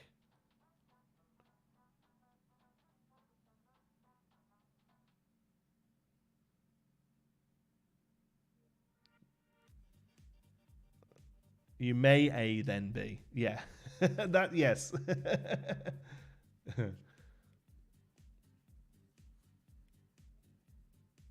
Yeah, sorry, Jeff. There's never any point in referencing other games because it just doesn't matter because they don't. It doesn't matter. Well, this game does this. It doesn't matter. Like we're not like sorry, it just doesn't matter. I don't know. This confuses me. I am confusion. Where do we get to?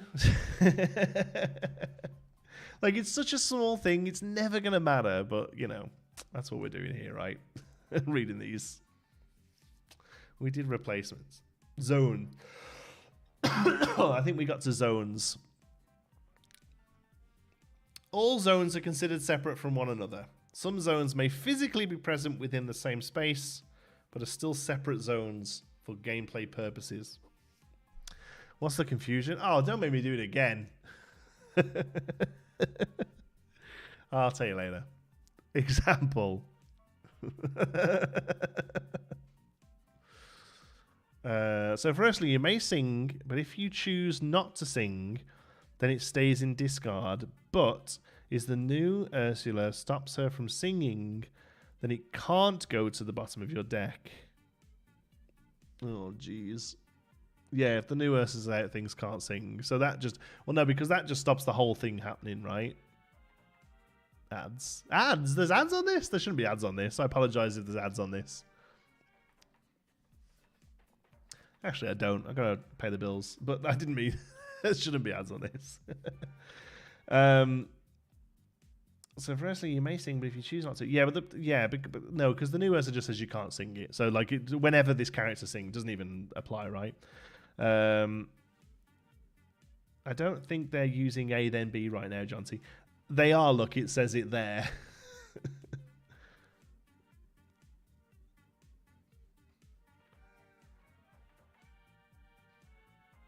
Yeah, you got ads. Oh well, suck it up. Sorry, apologies. There shouldn't be. It might be because I set it up as a new stream and didn't copy This Week in Ink. I don't think I can affect it now. I'm worth the ads. Bless you. Bless you, Neggy. For Ursula, I think the song that is sung might impact it as well. Ursula sings World Greatest Criminal Mind to take out the only 5 damage character on the board, then can't sing it again because no target. If it stops the whole, then choosing not to do the ability may stop. I just want to know what Johnson's confused about. Okay, here we go. Here's what I'm confused about. Right. Here, let me try and word this as easily as I can. Okay. How clauses are resolved. Each clause of a card is a separate effect. Each clause is separated by a period. Cards with multiple effects in a single clause resolve based on the intervening word. So if multiple effects within a clause read, here is an effect, then here is an effect, you can resolve all the effects as much as possible, even if some of the effects can't be resolved. Now, we go back to Ursula. Whenever this character sings a song, you may play that song again from your discard for free, then put it on the bottom of your deck. I'm arguing that by that A, then B, you can sing a song once, then place it on the bottom of your deck with this card. And most people are saying that you can't, it stays in the discard. But my argument is that the play the song again from your discard is a separate effect than the put it on the bottom of your deck, separated by an A then B within the single clause of What a Deal.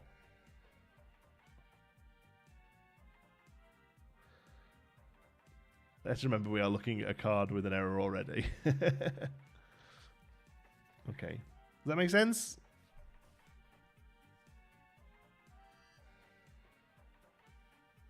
Yeah.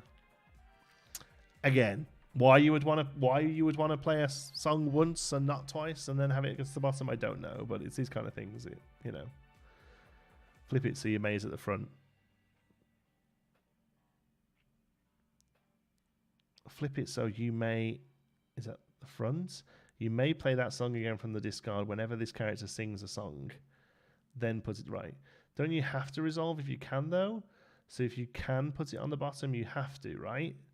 Yeah, I understand what you're confused about. Yes, no, I'm saying that yes, do you have to, what I'm asking is, do you have to sing it twice to put it on the bottom?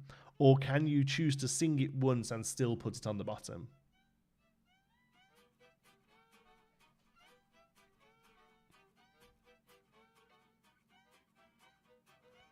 Yeah. If you don't do it, yeah, you may play a song again from your discard whenever this character sings it. Then put it on the bottom.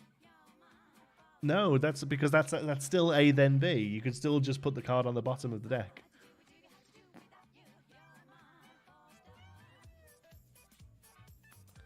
What if you just Brandon on the stream? Let Brandon on the stream. No, he's having a night off.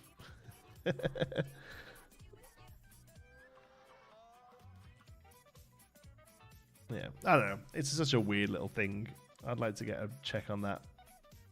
All right. Where were we? 8. We're nearly done, folks. Zones. The table represents the game area of the players. Although the players' decks, inkwells, and discard piles physically occupy that space, they're not in play. They're all separate zones. All right. Each player's deck remains face down at all times and in a single pile. Players can't look at or change the order of cards in their deck during the game. Again, unless a card says otherwise. Any player may count the remaining cards in any player's deck at any time. That's interesting. If instead of when this character sings it said pay 1 more ink to play a song twice, then you choose not to pay the extra ink, then you would ignore the entire ability. Yes. Read about that bag. No worries, John. So you already passed this up. It matters though because do it again. Yes, do it again is a great example. Yes. All right, I'm moving on. It's difficult to chat about this because the chat is like 30 seconds behind me, so it's not your fault. It's mine. Whenever a card or game state instructs you to draw a card, follow draw. Yeah, we've done that.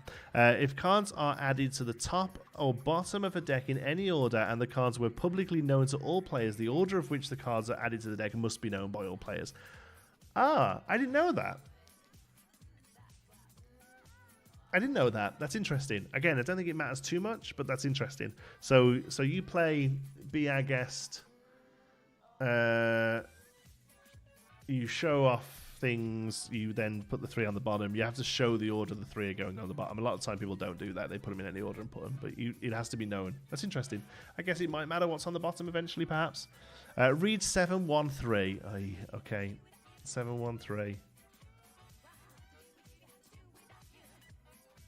If an ability or an effect contains the word may, the player who played the card that generates the effect can choose whether or they want it to happen. If the player chooses not to have it happen, no part of the you may clause is performed. No part of the you may clause is performed. Okay, there you go. There's the answer. After all that, it could have just told me to read a little bit more. I still think A then B is weird.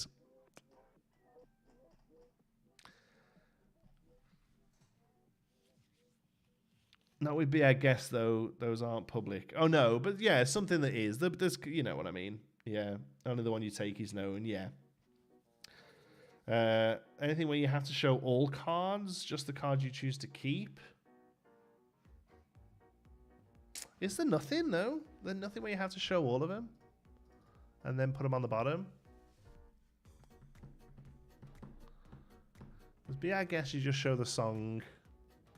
Part of your world. Oh no, part of your world's grab something. Yeah. Yeah. Lucky ability.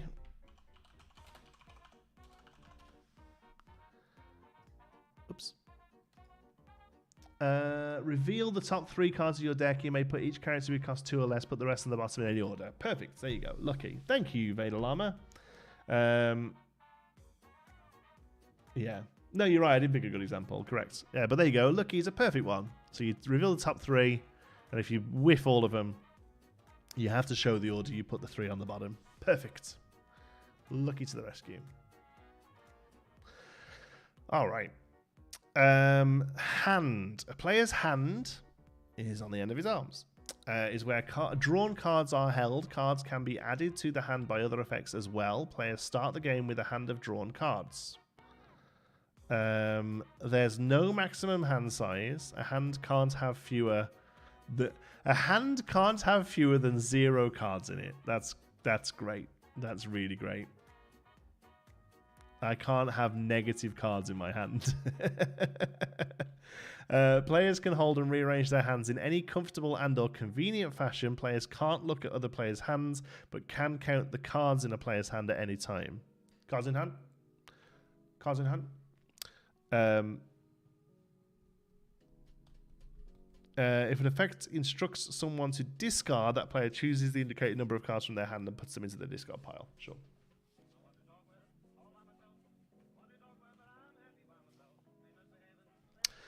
Play. Each player's play zone is where their characters, items, and locations are played. Only characters, items, and locations can be in the play zone. Players can't play cards into an opponent's play zone. No negative. Yeah, not so much a game rule, just a law of physics. Nice that they just sprinkle in some laws of physics.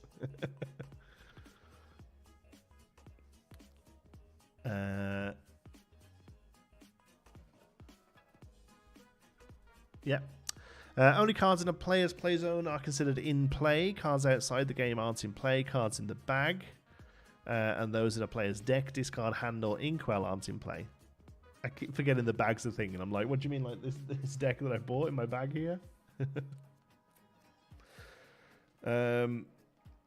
Whenever one or more cards would leave play, they first check whether any abilities would trigger from them or others leaving play, and when any card with a damage counter leaves play, all damage counters on it cease to exist. Cool. Inkwell. There's some spicy stuff in here, I think. Player's Inkwell is where their ink cards are collected. Each card in the Inkwell represents 1 ink the player can pay ink costs with. Nothing on the front of the card that's in the Inkwell affects the ink it generates. There is no limit to the number of cards a player can have in their Inkwell. Cards enter the Inkwell face down and ready. If multiple cards enter the Inkwell at the same time, each card is treated as a separate instance.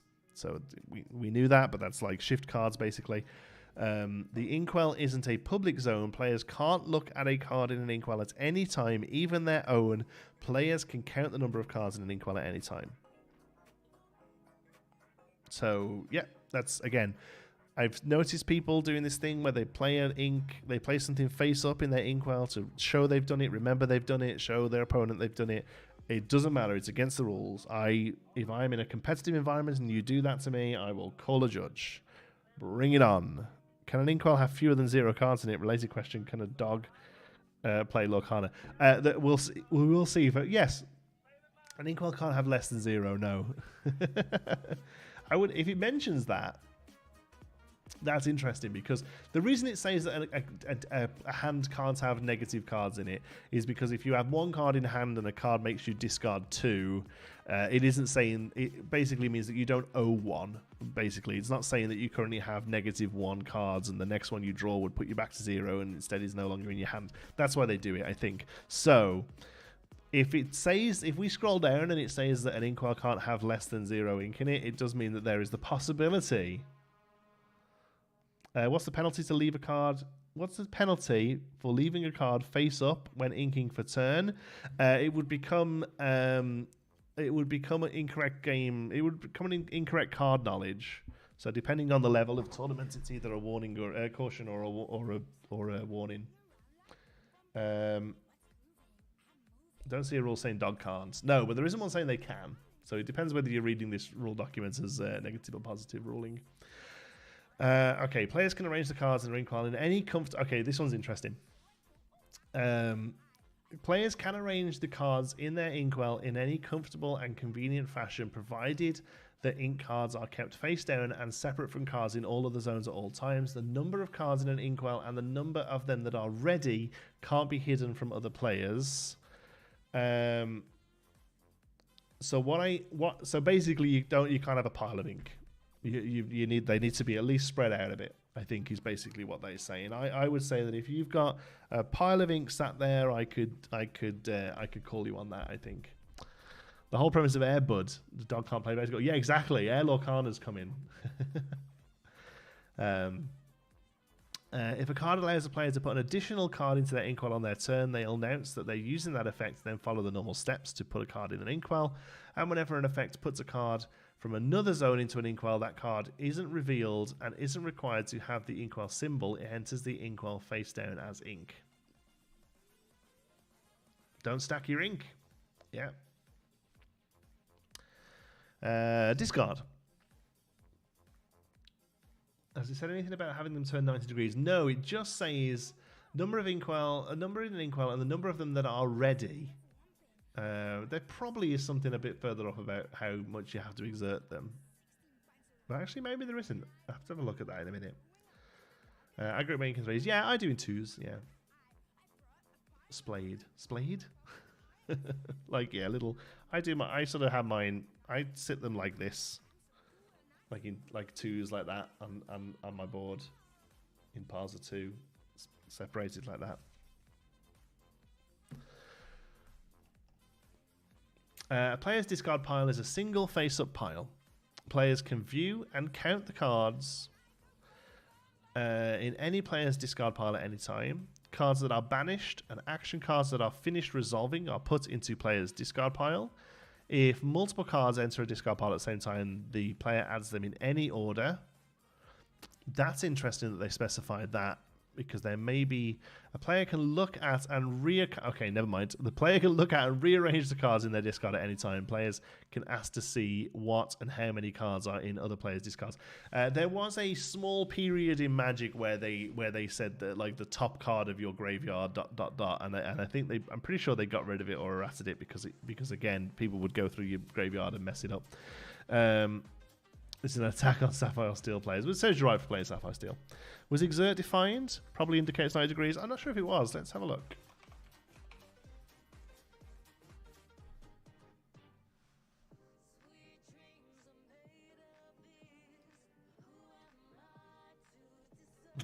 We'll have a look at the end. I'm interested about that though. Drops a 3 in there. 3, 4. Yeah, that's fine. Yeah. All right, let's read this bag. Whenever a triggered ability's condition is met, the ability is added to the bag. Only abilities that can exist in the bag. Unlike other zones, the bag isn't a physical zone, but is only where triggered abilities created by the game wait to resolve. Pick up a discard and rotate every card at an 80 degrees just because you can. Chansey has 7 Seas playing in the background. It's Sweet Dreams by Annie Lennox. It's a weird version of it, I think. Activated abilities, resolving actions, and playing characters, locations, or items aren't... Okay, activated abilities...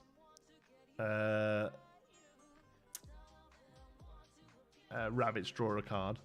Resolving actions and playing characters, locations, or items aren't added to the bag. Playing characters aren't added to the bag. Unos momentos.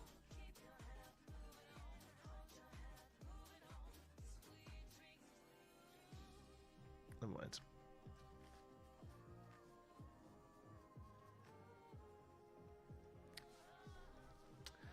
Whenever a triggered ability happens, it's added to the bag by the player who added it. If multiple triggered abilities happen at the same time, they're added to the bag simultaneously by the respective players. Once there are no more abilities waiting to be added to the bag, the active player chooses and resolves any one of their abilities, and the ability must finish resolving before the next can be chosen. If the resolution of an ability triggers another ability, the triggered ability is added to the bag once the current ability is finished resolving.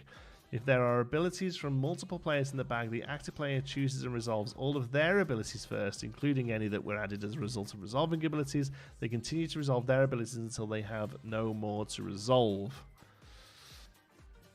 The next player resolves all of their abilities following guidelines previously. Okay.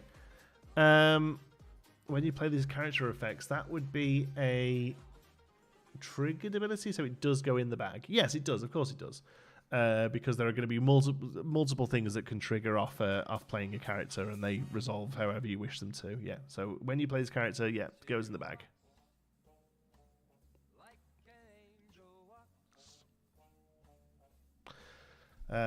Okay. Once the bag is empty and all players have no more abilities to resolve or turn actions to take, the players proceed to the next step or phase of the game. If a player leaves the game while abilities are still waiting to resolve the bag, the abilities cease to exist. All right. So ransack, you can't draw, play cards, and then discard. No. So everything that goes into the bag from an ability all resolves before you can take another action. Yeah. All right. That's all fine, I think. It's going to take a little while to get used to this. Obviously, it's very... Like, a lot of people, I find, have a big difficulty moving away from the concept of a stack. So this is going to take a little bit of getting used to. But I think it's pretty clear and pretty clean, and I don't mind it. And it's basically how we've been playing. It's just nice to have it sort of spelled out. All right, keywords then. We have a bit of a glossary at the bottom here. Can't imagine there's anything in here we didn't already know, but let's see. General. Keyword abilities provide an ability to the character based on that word. Some abilities stack or combine. These are followed by a +N. A keyword ability that doesn't have a +N doesn't stack with other effects that provide that keyword. Example, if you have a character with support, an effect gives the character support, only the first instance the keyword applies. However, if the character were resist 1 and resist 2, it would stack and the character would have resist 3. Yeah, so you don't get support 2, basically. It's just support. Bodyguard, when you play this character, you may choose to have them enter play exerted. If an opposing character challenges one of your characters, they must choose one of your characters with Bodyguard if able. John T, explain stack, don't go there. I can explain stack. It's first in, first out, basically. It's simple as that. First in, last out. Yeah, first in, last out is how the stack works. Do you want me to do the offside rule in soccer next?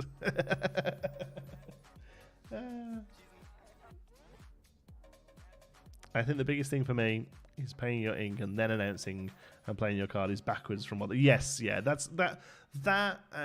Some nuances about the bag. Some nuances about the bag. The fact that it clearly states your ink has to be spread out, basically, is good. The fact that the last thing in playing a card is exerting the ink is opposite to how most people do it. But other than that, I don't think there's much here that's really blowing our minds. And that's good. It shouldn't be, because if there was, we'd been playing the game wrong. All right, Bodyguard. Yes, we did that. Challenger. This character gets N to its strength when they are challenging, but not when they are being challenged. This stacks with other challenger effects. Evasive. A character without evasive can't challenge this character, but this character can challenge characters with evasive. Reckless. This character can't quest and must challenge if able. A player can still exert this character to use their abilities. If a character with Reckless is ready during the active player's turn and there is a character it can challenge, the active player can't declare their turn is ending. That is a very neat way of putting that, because a lot of people, not so much anymore, a lot of people had problems with Reckless, thinking that they had to swing out straight away necessarily. But no, it just checks at the end of your turn if a character with Reckless is still ready, basically. Damage dealt to this character is reduced by N for resist. If the damage dealt to this character is reduced to 0, no damage is considered to have been dealt. This does stack with other resist effects. All right. It does give more time for foul play, sleight of hand, ink, cheating. What, paying your ink at the end? Does it, do you think? I don't know. Feels unnatural and kind of interrupt the flow of the game. To pay afterwards. I mean, I will often just be like, I'm doing this. Sorry, you couldn't see what I was doing then. I will quite often play a card and then turn the ink sideways. Paying ink first could, yeah. I don't know. I think the thing is when we see the 6 or 7 steps of playing a card written out like that, we all assume that it's let's be honest, it's a singularity moment, really, isn't it? Can I play this? Yeah, have I got enough ink? Yeah, okay, let's go. So I don't think it's a big deal, really. I do think one thing I would like a little bit more confirmation of is like, okay, I'm gonna play this. Okay, it comes down. I go to exert my ink. Oh, I don't have enough ink. It comes back to my hand. Does that class as a fault? Is that, I think it probably does. Whether or not your opponent would want to push through with it, but I think it probably does. Singing with reckless is always what? Yes, exactly. That was one of the big things early on. Was like, oh, you can't sing with that. It's reckless. Yeah, you can. Of course you can. Yeah, it's reckless. Just has to have quested by the end of its turn if it's still able to. Rush. Character counts as dry for the purposes of challenging. Sure.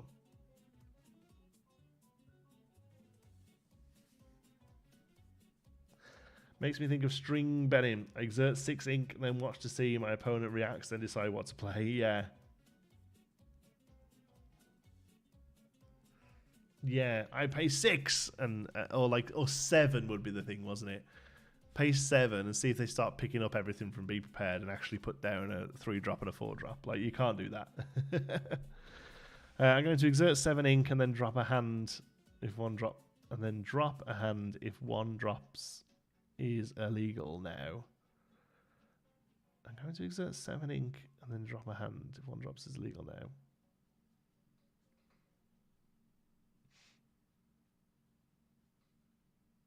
Yeah. So you can't do that, technically. If you have a character in play with the same name as this character card, you may play this character for N instead of its normal ink cost. If you do, put this card on top of a character of yours with the same name. This is called shifting the original character.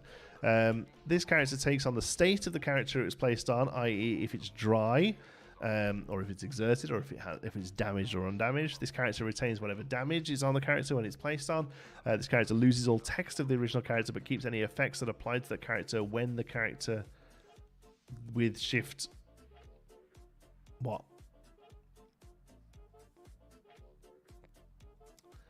This character loses all text of the original character, but keeps any effects that applied to that character when the character with shift.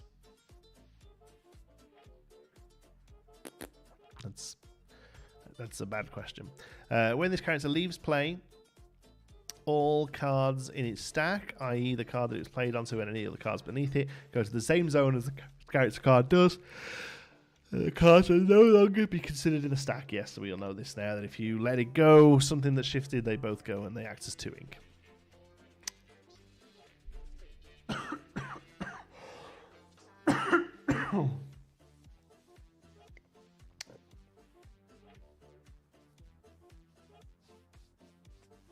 I'm going to exert 7 ink and then drop a hand of 1 drops is illegal now. I got it in the end. Thank you, IPA. Sorry that autocorrect's messing you up. I understand now. Yes, it is illegal now. Yes, you say, I'm going to play this 1 drop. I exert it. I'm going to play this 1 drop. I exert ink for it, yeah. Singer counts as cost N to sing songs. Song, character with cost N or more can sing it for free. Support, whenever this character quests, you may add their current strength to another chosen character's strength this turn. Ward, opponents can't choose this character except to challenge. Effects that don't choose still affect this character, yes. Oh, that's the end.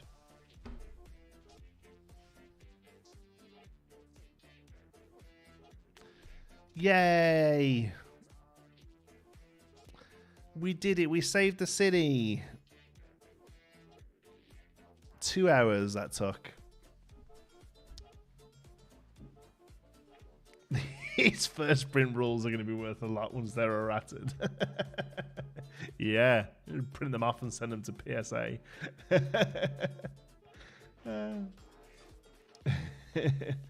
So no exert definition. Well, let's see. We can do a couple of fines now, can't we? Cards, conditions, ready, exerted, damaged or undamaged. So let's go to 5.1. Look at me using this document how it's meant to be used. Exerted. When a card is exerted, it's turned sideways. A player can use an exerted card's abilities, and it showed in the image there to be 90 degrees. They changed the support text. Yeah, they did. Yeah, support's been errated for the most part from the earlier sets. I'm confused regarding the bag. If it resolves before or after other actions. Example would be Dr. Facilier and playing a song. Do you resolve the song and then the bag, the triggered ability? So you resolve the song. The song doesn't go in the bag, but the song triggering Facilier's trigger goes in the bag.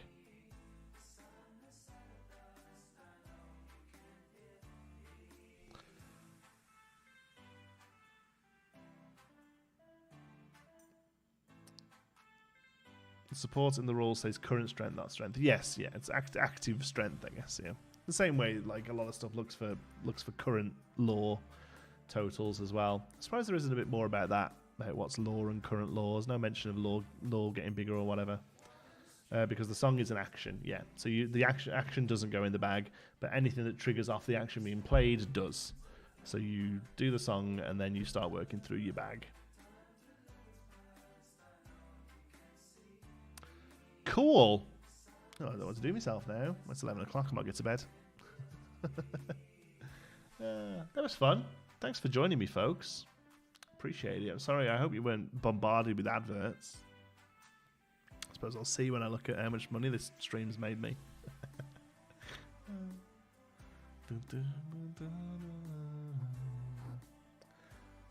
There will be situations where your triggers resolve and remove your opponent's characters before their abilities can resolve, since the active player empties their bag first.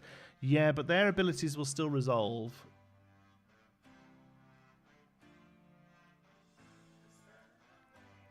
Even if they're removed. As long as the ability's gone in the bag. So the bag is just the stack without spells, just triggers. Don't say that.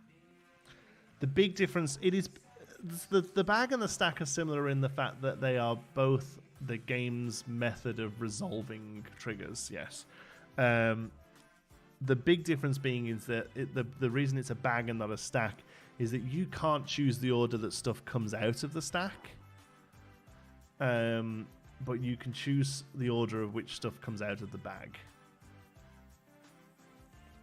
Does Brandon get a cut of this? No. He just sat in chat and moaned at me. He watched an ad. He did good. So yeah, the big difference between the bag and the stack is the stack's effects resolve in the order that they were in the opposite order of which they were put in there. So can Pluto and Dock abilities stack since Pluto exerts and Dock quests for the ability to work? As in the cost reduction? Yeah. Yeah. The stack is vertical and the bag is round and random. Yes, there you go. That's a good way of putting it, yeah. The stuff in the stack has to come out in the opposite order of which it went in. This happens, this happens, this happens, this resolves, this resolves, this resolves.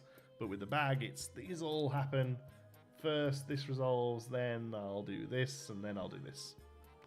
Yeah.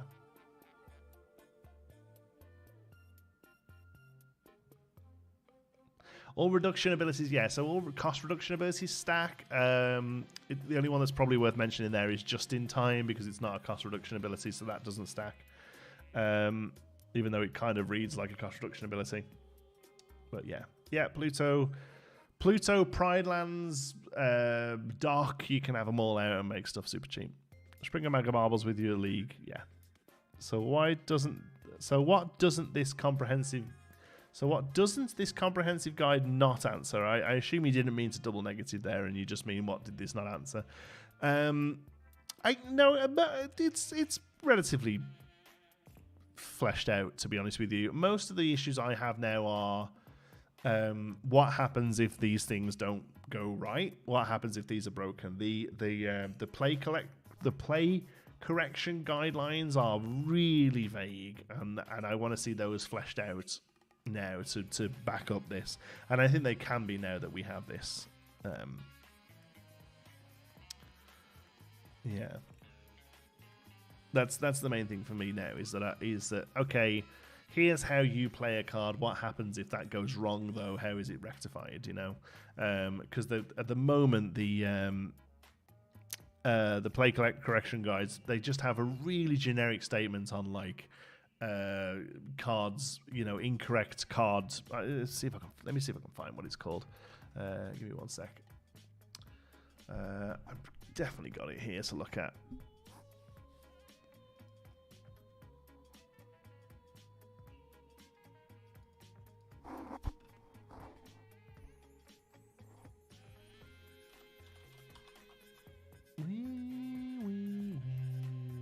Nope. All right, let's go on their website real quick.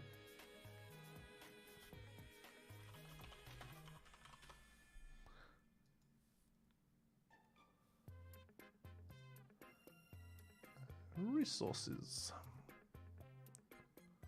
Play correction guidelines in English. Okay. Boop. Okay. Boop. Boop. All right. Card errata section in the comp rules would be nice. Yeah. If you play it wrong, straight to jail. Overcooked chicken, jail. Undercooked chicken, jail. Okay. General rule error. Yeah. Deck error. So basically, anything where it's like, I'm gonna play this. Oh, I can't afford to play it. I'm gonna ink this. Oh, it's uninkable. All of those things are covered in. Let's see if I can find it. Hidden information error. Well, no, that's kind of like it's just not. It's just here, look. General rule error.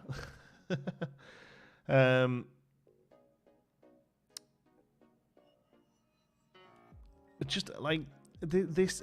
Okay, so yeah, rewind to like your rule. Your job as a judge.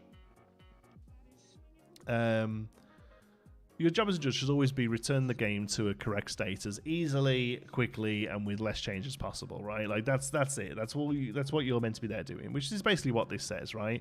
A player commits an in-game rule violation that does not fall under one of the two things they mentioned, which is inkwell errors and card count errors, and even those aren't particularly fleshed out very well.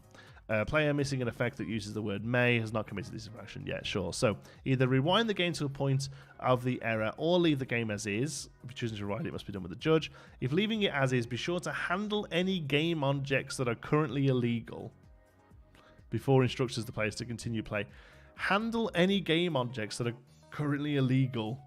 Like, what does that mean? So, okay, I play Let It Go.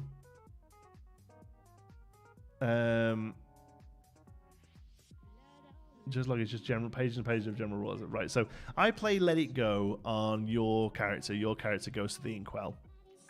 It turns out I only had 4 ink to play Let It Go, and I couldn't have played it. But you can't go to the Inkwell. That's not common. That's not game knowledge anymore. So you can't go to the Inkwell and grab that card back. Like there's just so little. There just needs to be so much more in this section, really. You know. Caution and warning, that's pretty standard. Caution is just like, don't do it again. And, you know, a warning is like an official red mark against your name. And really, it happens whether or not it's a what kind of tournament you're playing in, basically. So here, look, caution is the most basic level of corrective action. Player is cautioned. It's not tracked or recorded. Warning, it does like go mark. It's recorded and tracked. May grade further. So game loss. So the thing is, it doesn't actually mention like how many warnings equals a loss. I don't think anywhere. So yeah, there we go. Anyway, I'd like to see this document fleshed out a lot more now. Thank you, please. Thank you, Lorcana. If you're watching, read some more of this. We wanted to look like this. That's good. Cool. All right, I'm gonna get to bed. Thanks so much for joining me. I appreciate you all being here. I don't know whether was this fun. I don't know. It's just something I wanted to do. It means I've read it. I mean, I'll probably end up reading it a few times. Reading it out loud and sort of commenting on it for you guys doesn't necessarily make it all go in very well. So I'm pretty sure I'm going to print this off. It's going to be my lunchtime reading for the next few days. But yeah, it was lots of fun. I appreciate you all being here. Thanks for joining me. Until the next one. Calling an action to a ward character without another character in play. Oh, I'm sorry, what? Calling an action to a ward character without any other character in play. Not sure what we mean, Raphael. Sorry, buddy. Feel free to send me a message on Twitter, though. Let's do it again on Monday. Well, we'll go over the highlights on Monday, I think, with Brandon. Appreciate you all being here. I'll see you in the next one. Be good.